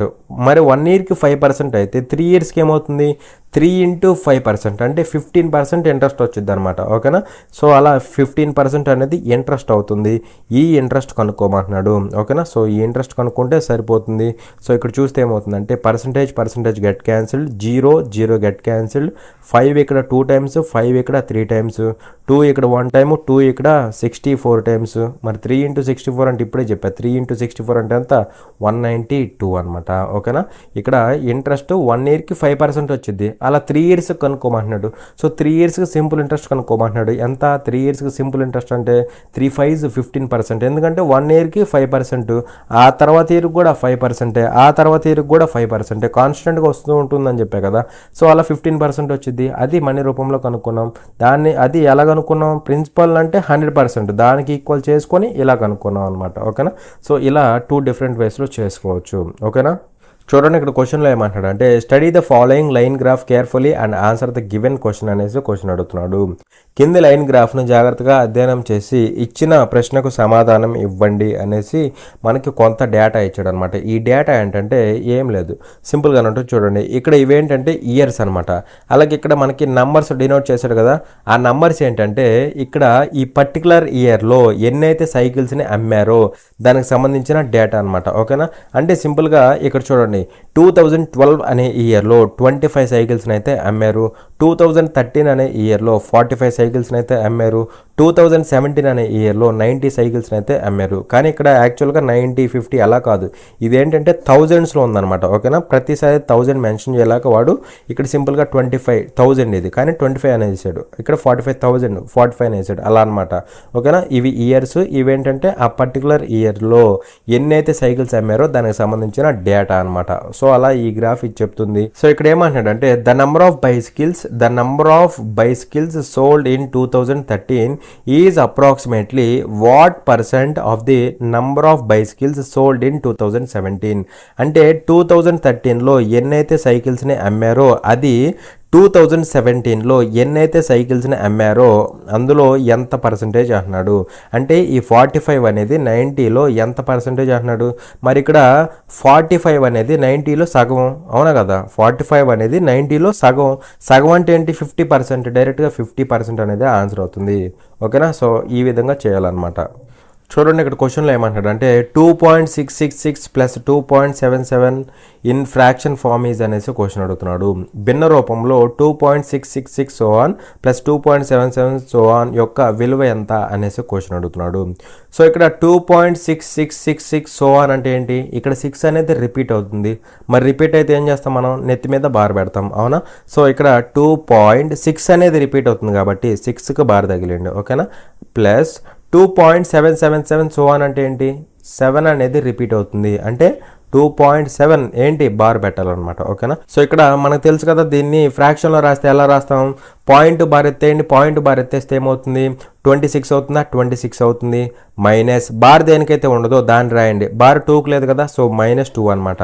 డివైడెడ్ బై అనగానే పాయింట్ తర్వాత గుర్తు రావాలి. సో పాయింట్ తర్వాత ఎన్ని డిజిట్స్కి బార్ ఉంది, 1 డిజిట్కి బార్ ఉంది కాబట్టి 19 పెట్టు. దాని తర్వాతే ఒకవేళ ఏదైనా డిజిట్కి బార్ లేదనుకోండి అన్ని జీరోస్ పెడతాం, కానీ ఇక్కడ బార్ లేకుండా ఏం లేదు కదా పాయింట్ తర్వాత, సో వదిలేసేయండి. ప్లస్ ఇక్కడ మళ్ళీ సేమ్ పాయింట్ బార్ ఎత్తేయండి, 27 అవుతుంది. మైనస్ బార్ దేనికి లేదు, 2కి లేదు, సో -2 అనమాట. డివైడెడ్ బై అనగానే పాయింట్ తర్వాత గుర్తు రావాలి. 1 డిజిట్కి బార్ ఉంది, సో 19 పెట్టు. ఏదన్నా డిజిట్కి బార్ లేకపోతే 0 పెడతాం, కానీ ఇక్కడ అలాంటి ఛాన్స్ లేదు కదా, సో లీవ్ ఇట్. సో ఇక్కడ మనకి ఏమవుతుంది, డినామినేటర్లో LCM 9 అవుతుంది, పైన ఏమవుతుంది 26 - 2 అంటే 24, ఇది ఒక 25, అవునా. 24 అంటే 49 అవుతుందా, 24 25 49 అవుతుంది కదా. సో 49/9 అనేది మనకి ఆన్సర్ అవుతుంది. ఓకేనా, సో ఈ విధంగా మనం ఫ్రాక్షన్లోకి కన్వర్ట్ చేయాలి. చూడండి ఇక్కడ క్వశ్చన్లో ఏమంటాడంటే ఏ can count 100 eggs in 4 minutes while B can count the same number of eggs in 5 minutes. How much time will be required if they work together to count 450 eggs అనేసి question అడుగుతున్నాడు. So ఇక్కడ తెలుగులో ఏమంటాడంటే చూడండి, ఏ 4 నిమిషాల్లో 100 గుడ్లను లెక్కించగలడు, B 5 నిమిషాల్లో అదే సంఖ్యలో గుడ్లను లెక్కించగలడు, వారు కలిసి 450 గుడ్లను లెక్కించడానికి ఎంత సమయం పడుతుంది అనేసి క్వశ్చన్ అడుగుతున్నాడు. సో ఇక్కడ ఏ అనేవాడు 100 ఎగ్స్ని ఎన్ని మినిట్స్లో కౌంట్ చేయగలడు, 4 మినిట్స్లో కౌంట్ చేయగలడు, అవునా. సో ఇది టైం అనమాట, ఇది టైం. అలాగే ఇక్కడ B can count the same number of eggs in 5 minutes. So ఇవే 100 ఎగ్స్ని బి అనేవాడు 5 minutesలో కౌంట్ చేయగలడు. అలా బీకి పట్టే టైం ఎంత అంటే 5 minutes అనమాట, ఓకేనా. సో ఇక్కడ జనరల్గా టోటల్ వర్క్, ఇది టైం అండ్ వర్క్కి సంబంధించిన క్వశ్చన్ అనమాట. వీళ్ళిద్దరు చేసిన టోటల్ వర్క్ అంటే జనరల్గా మనం ఏం చేస్తాం, వీళ్ళిద్దరికి ఎల్సిఎం తీసుకుంటాం, అవునా. కానీ ఇక్కడ టోటల్ వర్క్ వాడే ఇచ్చేసాడు, 100 ఎగ్స్ని కౌంట్ చేయడమే టోటల్ వర్క్. సో అలా టోటల్ వర్క్ అనేది 100 అనమాట, ఓకేనా, 100. సో ఇప్పుడు ఎఫిషియన్సీలు ఎలా వస్తాయి చూడండి, ఇక్కడ 4 minutesలో 100 ఎగ్స్ని కౌంట్ చేస్తాడు. అప్పుడు 1 minute ఎంత చేయాలి, 1 minuteకి ఎంత చేయాలంటే 100/4, 100/4 అంటే 25 ఎగ్స్ అనమాట. అలాగే ఇక్కడ 5 minutesలో 100 ఎగ్స్, అప్పుడు 1 minuteకి ఎంత చేయాలి, 1 minuteకి ఎంత అంటే 100/5 అంటే 20 ఎగ్స్ అనమాట. అలా వీళ్ళిద్దరి యొక్క ఎఫిషియన్సీ ఎంత అంటే 25 ఏది, 20 ఏమో బీది అనమాట, ఓకేనా. సో అది అయితే ఇక్కడ ఏమంటున్నాడంటే చూడండి, how much time will be required if they work together to count 450 eggs. So ఇక్కడ 450 ఎగ్స్ని కౌంట్ చేయాలంటే వీళ్ళిద్దరికి ఎంత టైం పడుతుంది అనేసి క్వశ్చన్ అడుగుతున్నాడు. సో ఇక్కడ చేయాల్సిన వర్క్ ఎంత, 450 ఎగ్స్ని కౌంట్ చేయడం, చేయాల్సిన వర్క్ ఎంత 450 ఎగ్స్ని కౌంట్ చేయడం బై ఎవరు చేయాలో వాళ్ళ యొక్క ఎఫిషియన్సీని ఇక్కడ రాస్తే సరిపోతుంది. అర్థమైందా, చేయాల్సిన వర్క్ ఎంత అంటే 450 ఎగ్స్ని కౌంట్ చేయడం, ఇక్కడేమో 100 ఎగ్స్ని కౌంట్ చేయడం. ఇప్పుడు ప్రజెంట్ ఎంత అంటే 450 ఎగ్స్ని కౌంట్ చేయడం. ఈ కౌంట్ చేయడం అనేది ఎవరు చేయాలో వాళ్ళ యొక్క ఎఫిషియన్సీని ఇక్కడ రాస్తే సరిపోతుంది. ఇది ఎవరు చేయాలి, ఇఫ్ ద వర్క్ టుగెదర్ అంటున్నాడు కదా, వీళ్ళిద్దరు కలిసి చేయాలి కాబట్టి బై వీళ్ళిద్దరి యొక్క టోటల్ ఎఫిషియన్సీ. టోటల్ అంటే వీళ్ళిద్దరిని యాడ్ చేస్తే ఎంత టోటల్ 45 అని కదా, ఆ 45 కింద రాస్తే సరిపోతుంది. సో ఎంత టైం పడుతుంది అంటే 45 1 టైం, 45 ఇక్కడ 10 times, అలా ఎంత టైం పడుతుంది అంటే 10 minutes ఆఫ్ టైం అయితే పడుతుంది. ఎంత టైం పడుతుంది, 10 minutes ఆఫ్ టైం అయితే పడుతుంది అనమాట, ఓకేనా. చూడండి ఇక్కడ క్వశ్చన్లో ఏమంటాడంటే in a clearance sale a sari whose market price was ₹10,490 is now sold for ₹9,441. What is the discount percent on the sari అనేసి క్వశ్చన్ అడుగుతున్నాడు. క్లియరెన్స్ సేల్లో ₹10,490 గుర్తించబడిన ధర ఉన్న చీర ఇప్పుడు ₹9,441 అమ్ముడైంది. చీరపై డిస్కౌంట్ శాతం ఎంత అనేసి క్వశ్చన్ అడుగుతున్నాడు. సో సింపుల్ క్వశ్చన్, జాగ్రత్తగా అబ్జర్వ్ చేయండి. మరి ఇక్కడ ఒక శారీ ఉంది, అయితే దాని యొక్క మార్కెట్ ప్రైస్ ఎంత అంటే 10,490. ఎంత, 10,490. కానీ దీన్ని తీసుకెళ్ళి ఎంతకు అమ్ముతున్నారు అంటే 9,441కి అమ్ముతున్నారు. అయితే ఇక్కడి నుంచి ఇక్కడికి వచ్చిన డిస్కౌంట్ పర్సంటేజ్ ఎంత అనేసి క్వశ్చన్ అడుగుతున్నాడు, అవునా. మరి ఇక్కడ నుంచి ఇక్కడికి డిస్కౌంట్ ఎంత వచ్చింది అంటే చూడండి, ఇక్కడ 10,490లోంచి సింపుల్గా ఏం చేస్తారంటే 9,441ని తీసేయండి, అప్పుడు ఎంత డిస్కౌంట్ వచ్చిందో తెలిసిద్ది, ఓకేనా. మరి ఇక్కడ 10 ఉంటుందా, 10లోంచి 1 పోతే 9 అవుతుంది. ఇక్కడేమో 8 ఉంటుంది, 8లోంచి 4 పోతే 4 ఉంటుంది. అలాగే ఇక్కడ 4లోంచి 4 పోతే 0. అలాగే ఇక్కడ 10లోంచి 9 పోతే 1. అలా ఇక్కడ నుంచి డిస్కౌంట్ ఎంత వచ్చిందంటే 1,049 వచ్చింది. ఎంత మీద అంటే మార్కెట్ ప్రైస్ మీద. ఇది మార్కెట్ ప్రైస్ కదా, సో మార్కెట్ ప్రైస్ మీద అంటే 10,490 మీద పర్సంటేజ్ కదా అడుగుతుంది, ఇంటూ 100 చేస్తే సరిపోతుంది, ఓకేనా. సో ఇక్కడ చూస్తే 0 get cancel, 1,049 get cancel. So discount percentage అంతా 10%, ఓకేనా. చూడండి ఇక్కడ క్వశ్చన్లో ఏమంటాడంటే the value of square root of 1 - cos θ by 1 + cos θ. So ఈ స్క్వేర్ రూట్ అనేది మొత్తానికి ఉందన్నమాట. సో ఆ వాల్యూ ఏంటో కనుక్కోమంటున్నాడు. చూడండి ఇక్కడ ఇచ్చింది ఏంటంటే మనకి square root of 1 - cos θ by 1 + cos θ by 1 + cos θ. ఈ వాల్యూ అనేది దేనికి ఈక్వల్ అవుతుంది అనేసి క్వశ్చన్ అడుగుతున్నాడు. సో నేనేం చేస్తానంటే రేషనలైజింగ్ ద డినామినేటర్ అది చేస్తా, ఓకేనా. సో డినామినేటర్ని రేషనలైజ్ చేస్తా. అంటే రేషనలైజ్ చేయడం ఏంటి, ఇక్కడ 1 + cos θ కదా, నేనేం చేస్తానంటే 1 - cos θతో పైన కింద డివైడ్ చేస్తా. 1 - cos θతో పైన కింద డివైడ్ చేస్తా. వాల్యూ ఏం మారదు కదా, వాల్యూ ఏం మారదు. ఇక్కడ ఏమవుతుంది, పైన 1 - cos θ హోల్ స్క్వేర్ అవుతుంది, అవునా. అవునా.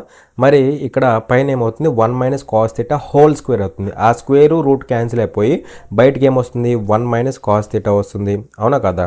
అలాగే ఇక్కడ చూడండి 1 - cos θ 1 + cos θ ఇంటూ 1 - cos θ ఏమవుతుంది a + b into a - b అవుతుంది. అంటే a square minus b square అవుతుంది. అంటే ఏమవుతుంది 1 స్క్వేర్ మైనస్ cos స్క్వేర్ θ అవుతుంది, అవునా కదా. ఇక్కడ కింద మల్టిప్లై అయితే 1 స్క్వేర్ మైనస్ cos స్క్వేర్ θ అంటే 1 - cos స్క్వేర్ θ అంటే ఏమవుతుంది sin స్క్వేర్ θ అవుతుంది, అవునా కదా, sin స్క్వేర్ θ. కానీ రూట్లోంచి బయటకు వస్తే ఆ వాల్యూ కాస్త ఏమవుతుంది sin θ అవుతుంది. అర్థమైందా.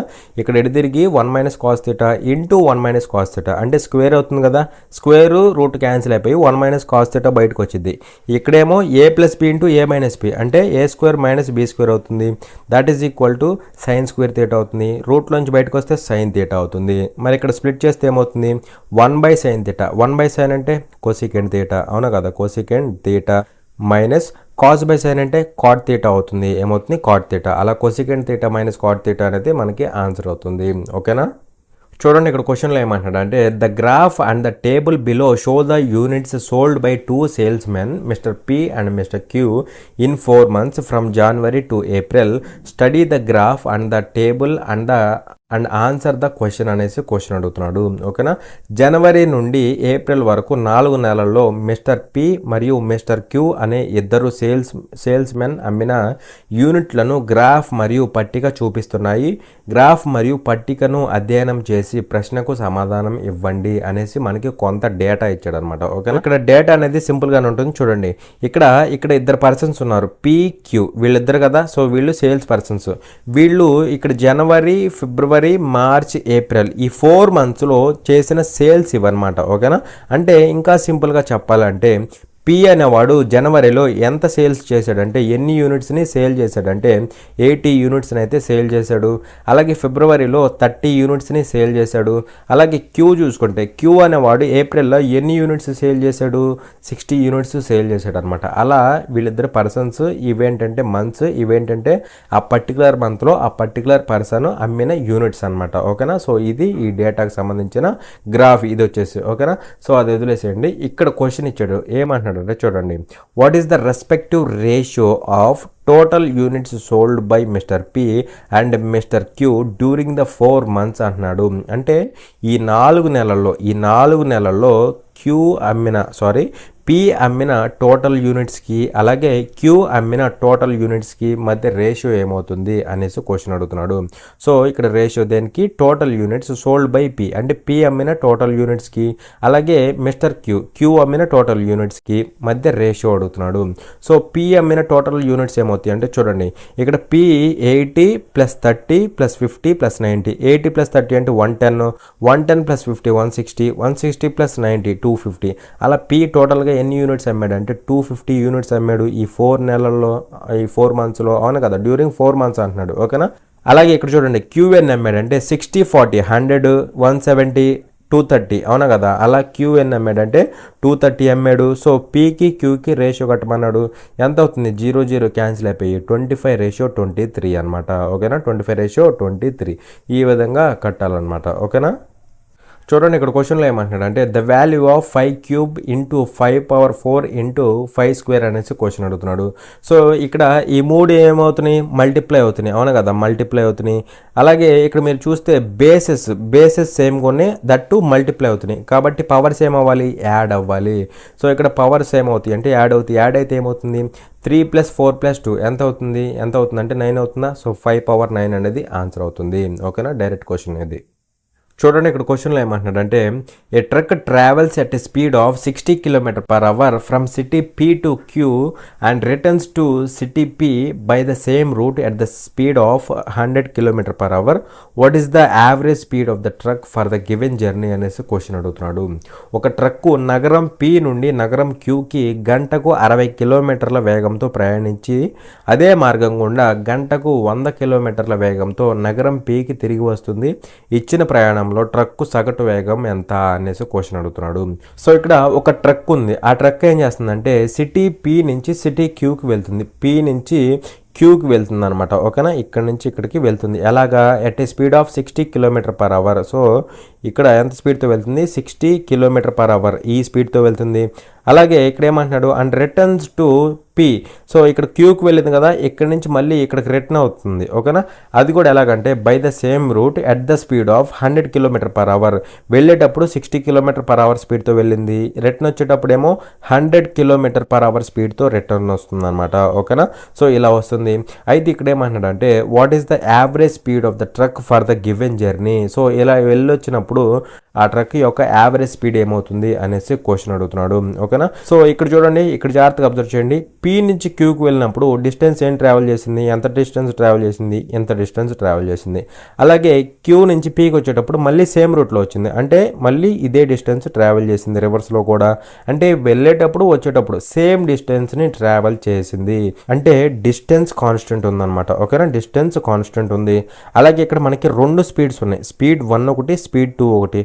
సో ఎప్పుడైనా గుర్తుపెట్టుకోండి, డిస్టెన్స్ కాన్స్టెంట్ ఉండి రెండు స్పీడ్స్ ఉంటే అప్పుడు డైరెక్ట్గా యావరేజ్ స్పీడ్ ఏమవుతుందంటే డైరెక్ట్గా ఒక ఫార్ములా ఉంది. ఏంటి ఫార్ములా అంటే average speed equal to 2s1 s2 divided by s1 plus s2 అనమాట. ఇది డైరెక్ట్ ఫార్ములా అనమాట. ఓకేనా, సో ఏమవుతుందంటే చూడండి, ఇక్కడ 2 ఇంటూ s1 అంటే 60 ఇంటూ s2 అంటే 100 divided by s1 plus s2 అంటే 60 ప్లస్ 100 160. సో చేస్తే మనకి డైరెక్ట్గా ఆన్సర్ వచ్చింది అనమాట.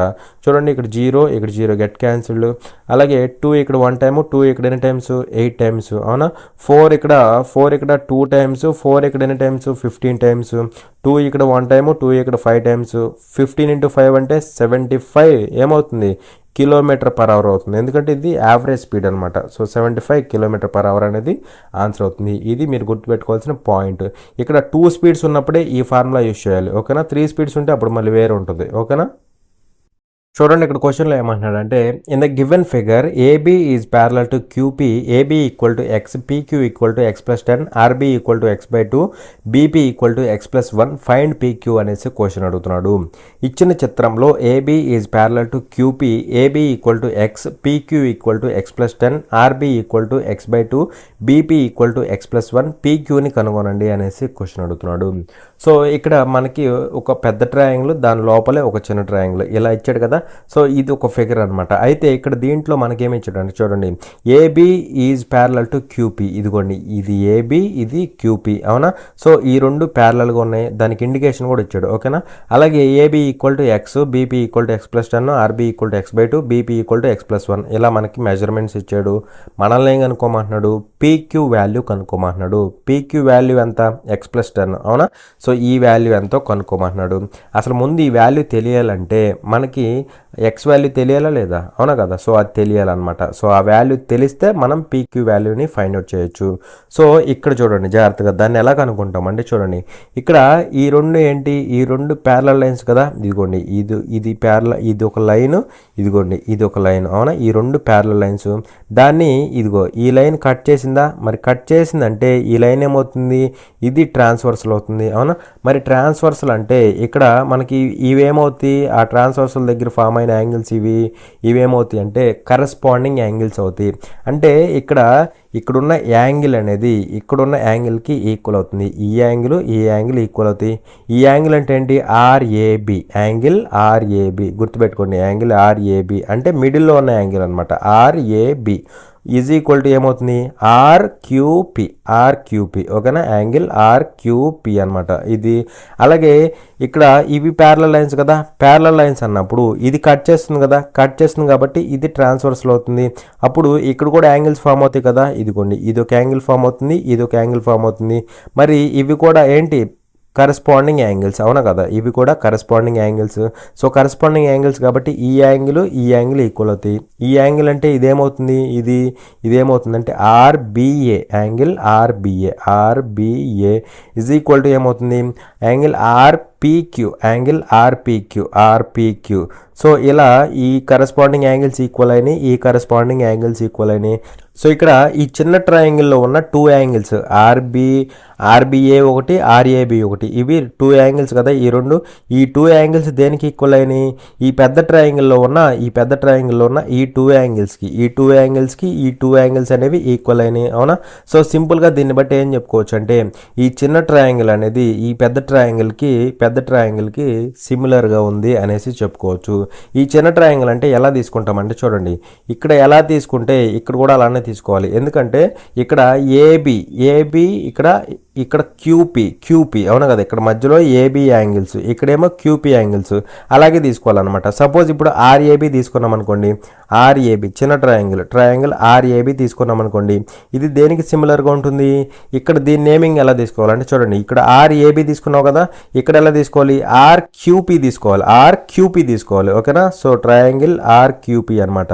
సో ఈ విధంగా తీసుకుంటే ఈ రెండు ట్రయాంగిల్స్ సిమిలర్గా ఉంటే మనం ఏం తీసుకోవచ్చు అంటే చూడండి, ఆర్ఏ బై ఆర్క్యూ, ఓకేనా? RA by RQ is equal to AB by QP. Order ముఖ్యం. ఇక్కడ ఏబి తీసుకుంటే లాస్ట్లో 2 తీసుకుంటే ఇక్కడ లాస్ట్లో 2, అలా ఏబి బై క్యూపీ, ఓకేనా? ఈజ్ ఈక్వల్ టు ఇప్పుడు ఆర్బి బై ఇక్కడ ఆర్పి, ఓకేనా? సో ఇలా తీసుకోవాలన్నమాట. ఇది కండిషన్, సిమిలర్ ట్రయాంగిల్స్ అయితే కండిషన్, ఓకేనా?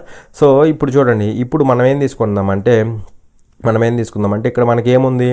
ఆర్బి ఉంది, అలాగే ఆర్పి కూడా ఉంది. ఎలాగంటే ఆర్బి ప్లస్ బీపీ అనమాట. సో ఈ రెండు ఉన్నాయి, ఓకే. అలాగే ఇక్కడ ఆర్ఏఆర్క్యూ ఉన్నాయా? లేవు కదా. సో ఇది వదిలేసేయండి. సో ఇది తీసుకుందాం. ఈ రెండు తీసుకొని ఎక్స్ వాల్యూ ఫైండ్ అవుట్ చేద్దాం. ఇక్కడ చూడండి, ఏబి అంటే మనందరూ తెలుసు ఎక్స్ కదా. సో ఏబి అంటే ఎక్స్ డివైడెడ్ బై క్యూపీ అంటే ఎంత? ఎక్స్ ప్లస్ 10 అనమాట. That is equal to RB అంటే x/2, ఓకేనా? అలాగే ఆర్పి అంటే ఆర్బి ప్లస్ బీపీ, అవునా కదా.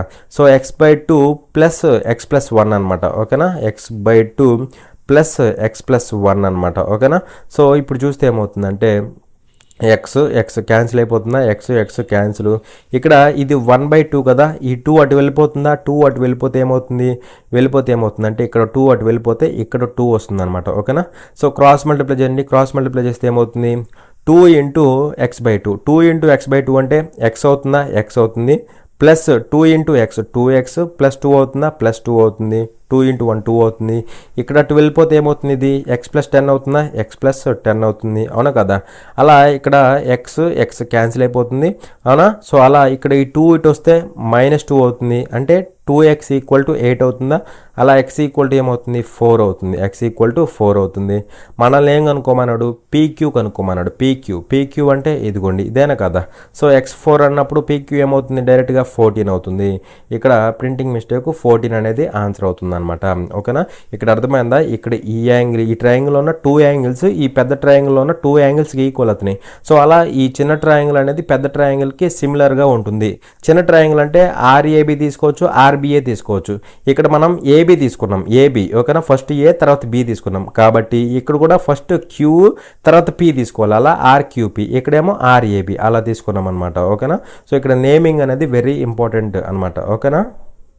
చూడండి, ఇక్కడ క్వశ్చన్లో ఏమంటున్నాడు అంటే the area in square units of the quadrilateral ABCD formed by the vertices A 0,-2, B 2,1, C 0,4 and D -2,1 is అనేసి క్వశ్చన్ అడుగుతున్నాడు. ఏ 0,-2, బి 2,1, సి 0,4 మరియు డి -2,1 శీర్షాల ద్వారా ఏర్పడిన ఏబిసిడి అనే చతుర్భుజ వైశాల్యం ఎంత అనేసి క్వశ్చన్ అడుగుతున్నాడు. సో ఇక్కడ ఏబిసిడి అనే ఒక క్వాడ్రిలేటరల్ ఉందన్నమాట. దాని యొక్క ఏరియాని ఫైండ్ అవుట్ చేయమన్నాడు. అయితే ఇక్కడ సిడికి సంబంధించిన పాయింట్స్ ఇచ్చాడు అనమాట. ఏబిసిడి పాయింట్స్ ఇచ్చాడు. సో ఈ పాయింట్స్ కలిగిన ఈ క్వాడ్రిలేటరల్ ఉంటుంది కదా, సో దీని యొక్క ఏరియాని ఫైండ్ అవుట్ చేయమన్నాడు. సో ఏరియాని ఎలా ఫైండ్ అవుట్ చేస్తామంటే చూడండి, ఇక్కడ క్వాడ్రిలేటరల్ నేమ్ ఏంటి? ఏబిసిడి అంటే నేమింగ్ ఇంపార్టెంట్ అనమాట. ఇక్కడ ఏరియా ఫైండ్ అవుట్ చేసేటప్పుడు నేమింగ్ ఇంపార్టెంట్. ఎందుకంటే ఎందుకంటే చూడండి ఇక్కడ ఫస్ట్ ఏముంది, ఏ ఉంది. సో ఏ తీసుకోండి. ఏ ఎంత 0,-2. అలాగే తర్వాత బి ఉంది. బి వాల్యూ ఎంత 2,1 అంటే పాయింట్లలో. సి తర్వాత సి వాల్యూ ఎంత 0,4 అవునా. నెక్స్ట్ డి వాల్యూ ఎంత, డి వాల్యూ ఎంత అంటే -2,1 అవునా. సో ఇది నేమింగ్ అనమాట. సో నేమింగ్కి తగ్గట్టు మనం పాయింట్స్ తీసుకున్నాం, అంతేగాని ఏ తర్వాత బి, బి తర్వాత సి కాదు. ఇక్కడ నేమింగ్తో ఈ పాయింట్స్ తీసుకున్నాం అనమాట. సో ఈ పాయింట్స్ కలిగిన క్వాడ్రిలేటరల్ యొక్క ఏరియా ఫైండ్ అవుట్ చేయమంటున్నాడు. సో ఏరియా దేనికి ఈక్వల్ అవుతుందంటే area equal to half into, ఇప్పుడు నేను చెప్పే జాగ్రత్తగా వినండి, హాఫ్ ఇంటూ ఇక్కడ వీటిని ఎలా denote చేసుకుంటామంటే x1 y1 x1 y1 xy కదా, x1 y1 ఇక్కడ x2 y2 ఇక్కడ x3 y3 ఇది ఫోర్త్ పాయింట్ కదా, x4 y4 అవుతుందా. సో ఇప్పుడు ఏరియా ఏమవుతుందంటే చూడండి x1 x2 x3 x4 వరకు ఉన్నాయి, కానీ ఇక్కడ x1 మళ్ళీ రాయండి, x1 ఇక్కడికి రాయండి ఓకేనా. అలాగే నెక్స్ట్ ఇంకా y1 y2 ఉన్నాయి కదా. So y1 y2 y3 y4 ఇంకా అంతవరకు ఇవ్వండి y4, కానీ y1 మళ్ళీ ఇక్కడ రాయండి ఓకేనా. సో ఇప్పుడు ఏం చేయాలంటే చూడండి ఇక్కడ నెంబర్స్ రాసిన తర్వాత మీకు డీటెయిల్గా ఎక్స్ప్లెయిన్ చేస్తా, చూడండి జాగ్రత్తగా 1 minute చూడండి. So that is equal to half into x1 x2 x3 x4 అంటే ఇదిగోండి 0 2 0 -2 ఏంటి 0 2 0 -2 మళ్ళీ 0 పెట్టు ఓకేనా. అలాగే y1 y2 y3 y4 అంటే -2 1 4 1 -2 1 4 1 -2 మళ్ళీ పెట్టు ఓకేనా. ఇప్పుడు మనం చేయాల్సింది ఏంటంటే చూడండి జాగ్రత్తగా, ఇప్పుడు 0 × 1 ఏమవుతుంది 0 మైనస్ ఈ వాల్యూ 0 × 1 0 మైనస్ ఈ రెండింటి మల్టిప్లై చేయండి మళ్ళీ ఓకేనా. సో జాగ్రత్తగా అబ్జర్వ్ చేయండి, హాఫ్ ఇంటూ 0 × 1 అంటే 0 అయిపోతుంది, 0 మైనస్ ఇక్కడ ఈ రెండింటిని మల్టిప్లై చేయండి ఏమవుతుంది -4 అవుతుంది. సో -4 అనమాట, అంటే సింపుల్గా డైరెక్ట్గా 4 అయిపోతుంది. ఇదంతా చెప్పకూడదు, డైరెక్ట్ చేసేయాలి, ఇది 4 అవుతుంది. అలాగే ఇప్పుడు చూడండి 2 4s 8 8 మైనస్ 0 8 మైనస్ 1 × 0 అంటే 0 అయిపోతుంది, 8 మైనస్ 0 అంటే 8 అవుతుంది. సో 4 + 8 అవుతుంది. అలాగే ఇప్పుడు చూడండి 0 ఈ రెండింటి మల్టిప్లై చేస్తే 0 మైనస్ ఈ వాల్యూ మల్టిప్లై చేస్తే ఎంత అవుతుంది -8 అవుతుంది. సో 0 -8 అంటే +8 అవుతుంది, అర్థమైందా. అలాగే ఇక్కడ చూడండి, ఇక్కడ చూస్తే మల్టిప్లై చేస్తే +4 మైనస్ మల్టిప్లై చేస్తే 0 +4 - 0 అంటే +4 అవుతుంది, అర్థమైంది. ఇక్కడ 0 × 1 0 మైనస్ ఇక్కడ ఈ రెండింటిని మల్టిప్లై చేయి -4 వస్తుంది. సో 0 -4 +4. అలాగే ఇక్కడ 8 మల్టిప్లై చేస్తే ఇక్కడ మల్టిప్లై చేస్తే ఇక్కడ 0 అవుతుంది, 8 - 0 ఎంత అవుతుంది 8 అవుతుంది. సో +8 అలాగే చేసుకుంటూ వచ్చామన్నమాట. సో ఇక్కడ ఫైనల్గా చేస్తే మనకు ఆన్సర్ అయిపోతుంది. సో హాఫ్ ఇంటూ ఇదేమవుతుందంటే 12 24 అవుతుందా. సో 24/2 అంటే ఎంత అవుతుంది 12 అనమాట. ఇక్కడ ఎందుకంటే మాడ్యులస్ వచ్చింది, ఇక్కడ కొన్నిసార్లు నెగిటివ్ వాల్యూస్ వస్తాయి, ఆ నెగిటివ్ ఉన్నప్పటికీ మోడ్ ఉంది కాబట్టి పాజిటివ్గా బయటకు వస్తుంది, అందుకే మోడ్ ఇస్తారనమాట. అలా ఇక్కడ ఏరియా ఎంత అవుతుందంటే 12 స్క్వేర్ యూనిట్స్ అవుతుంది అనమాట. ఇక్కడ ఇది అర్థమైతే అర్థమైపోయినట్టు సింపుల్గా ఓకేనా. చూడండి ఇక్కడ క్వశ్చన్లో ఏమంటున్నాడంటే అన్ item cost ₹2,000 less than 5,000 rupees, the dealer offers a discount of 10% and the retailer further offers a discount of 5% on it's cost price, the final selling price for the customer is అనేసి question అడుగుతున్నాడు. ఒక వస్తువు ధర 5,000 రూపాయల కంటే 2,000 రూపాయలు తక్కువ, dealer 10% తగ్గింపును అందిస్తాడు మరియు రీటైలర్ దాని కాస్ట్ ప్రైస్ పై 5% తగ్గింపును అందిస్తాడు. కస్టమర్ యొక్క తుది సెల్లింగ్ ప్రైస్ ఎంత అనేసి క్వశ్చన్ అడుగుతున్నాడు. సో ఇక్కడ ఒక ఐటెం ఉంది, దాని యొక్క కాస్ట్ ఎలా ఉందంటే చూడండి, item cost 2,000 rupees less than 5,000 rupees, అంటే ఈ ఐటెం యొక్క కాస్ట్ ఎలా ఉందంటే 5,000 రూపీస్ కంటే 2,000 రూపీస్ తక్కువ ఉంది. మరి 5,000 కంటే 2,000 తక్కువ ఉంది అంటే దాని ఒరిజినల్ కాస్ట్ ఎంత అవుతుంది 3,000 అవుతుంది, అవును కదా. 5,000 కంటే 2,000 తక్కువ, అలా కాస్ట్ ఎంత అవుతుందంటే 3,000 రూపీస్ అవుతుంది ఓకేనా. 3,000 రూపీస్ అవుతుంది. అయితే ఇక్కడ ఏమంటున్నాడంటే చూడండి, the dealer offers a discount of 10% and retailer further offers discount of 5% on it's CP, అంటే ఇక్కడ డీలర్ ఏమో 10% డిస్కౌంట్ ఇస్తున్నాడు, అలాగే రీటైలర్ ఏమో అడిషనల్ గా ఇంకొక 5% డిస్కౌంట్ ఇస్తున్నాడు. దేని మీద కాస్ట్ ప్రైస్ మీద. సో ఈ కాస్ట్ ప్రైస్ మీద ఫస్ట్ డిస్కౌంట్ వచ్చింది, ఎంత అంటే 10%. 10% అంటే 1/10 అవుతుంది. అంటే 10 ఉండాల్సింది 1 తగ్గిద్ది, 9 అయ్యిద్ది. ఓకేనా, అలా డిస్కౌంట్ పోయిద్ది. నెక్స్ట్ 5% డిస్కౌంట్ ఇస్తున్నాడు. డిస్కౌంట్ అంటే ఇక్కడ 5% అంటే 1/20, అంటే 20 ఉండాల్సింది 1 తగ్గిద్ది, 19 అవుతుంది. అలా ఈ 2 డిస్కౌంట్లు పోను సెల్లింగ్ ప్రైస్ ఎంత అవుతుంది అనేసి క్వశ్చన్ అడుగుతున్నాడు. మరి ఈ 2 డిస్కౌంట్స్ పోయిన తర్వాత ఏదైతే వాల్యూ ఉండిద్దో అదే సెల్లింగ్ ప్రైస్ అవుతుంది. అవునా కదా, ఎందుకంటే ఇక్కడ డిస్కౌంట్లు కాస్ట్ ప్రైస్ మీద ఇస్తున్నాడు. ఒరిజినల్గా అయితే మార్కెట్ ప్రైస్ మీద ఇవ్వాలి, బట్ ఇక్కడ కాస్ట్ ప్రైస్ మీద ఇస్తున్నాడు. ఓకేనా, so what ever it may be, ఈ డిస్కౌంట్లు పోను వాల్యూ ఏదైతే ఉంటుందో అదే మనకి సెల్లింగ్ ప్రైస్ అవుతుంది. అవునా, సో ఇక్కడ చూస్తే ఏమవుతుందంటే 00 ఇక్కడ 00 గెట్ క్యాన్సిల్డ్. అలాగే 2 1 టైము, 2 ఇక్కడ ఎన్ని టైమ్స్, లేదంటే 2 వదిలేసేయండి. ఇక్కడ చూడండి, ఇక్కడ వాల్యూ ఏమవుతుందంటే, లేదంటే 2 క్యాన్సిల్ చేయండి, 15 కదా. సో ఇప్పుడు డిజిటల్ సమ్ అప్లై చేయండి. డిజిటల్ సమ్ అప్లై చేస్తే ఏమవుతుంది, 9 into anything, digital sum should be 9. అవునా, సో ఇక్కడ 9 ఎక్కడ వస్తే అది మనకు ఆప్షన్ అవుతుంది. చూడండి, ఇక్కడ 7 2 పక్కన పడేస్తే 8 8 16 అంటే 1 + 6 7 అవుతుంది. 9 కాదు కదా, సో రాంగ్ ఆప్షన్. అలాగే ఇక్కడ 9 పక్కన పడేస్తే, అలాగే 8 1 పక్కన పడేస్తే 7 వచ్చింది. మనకు కావాల్సింది 9, రాంగ్ ఆప్షన్. అలాగే ఇక్కడ చూడండి, ఇక్కడ ఎంత అవుతుంది, 5 5 10 16 18 అంటే 1 + 8 9 అవుతుంది. ఆన్సర్ అవడానికి ఛాన్స్ ఉంది. ఇక్కడ చూస్తే 5 4 పక్కన పడేస్తే 3 + 4 7, అంటే ఇది రాంగ్ ఆప్షన్. సో అలా 9 డిజిటల్ సమ్ ఉన్న ఒకే ఒక ఆప్షన్ ఏంటి, ఆప్షన్ 3 అనమాట. అలా ఈ 2 డిస్కౌంట్లు పోను ఆ యొక్క ఆ ఐటెం యొక్క సెల్లింగ్ ప్రైస్ ఎంత అవుతుందంటే 2565 అవుతుంది. ఓకేనా, 2565 అవుతుంది అనమాట. అర్థమైందా? సో ఇంతవరకు కాన్సెప్ట్ అనేది క్లియర్ అనుకుంటున్నాను. For more such free videos, subscribe to our channel, like, share and comment. Thanks for watching. Jai Hind.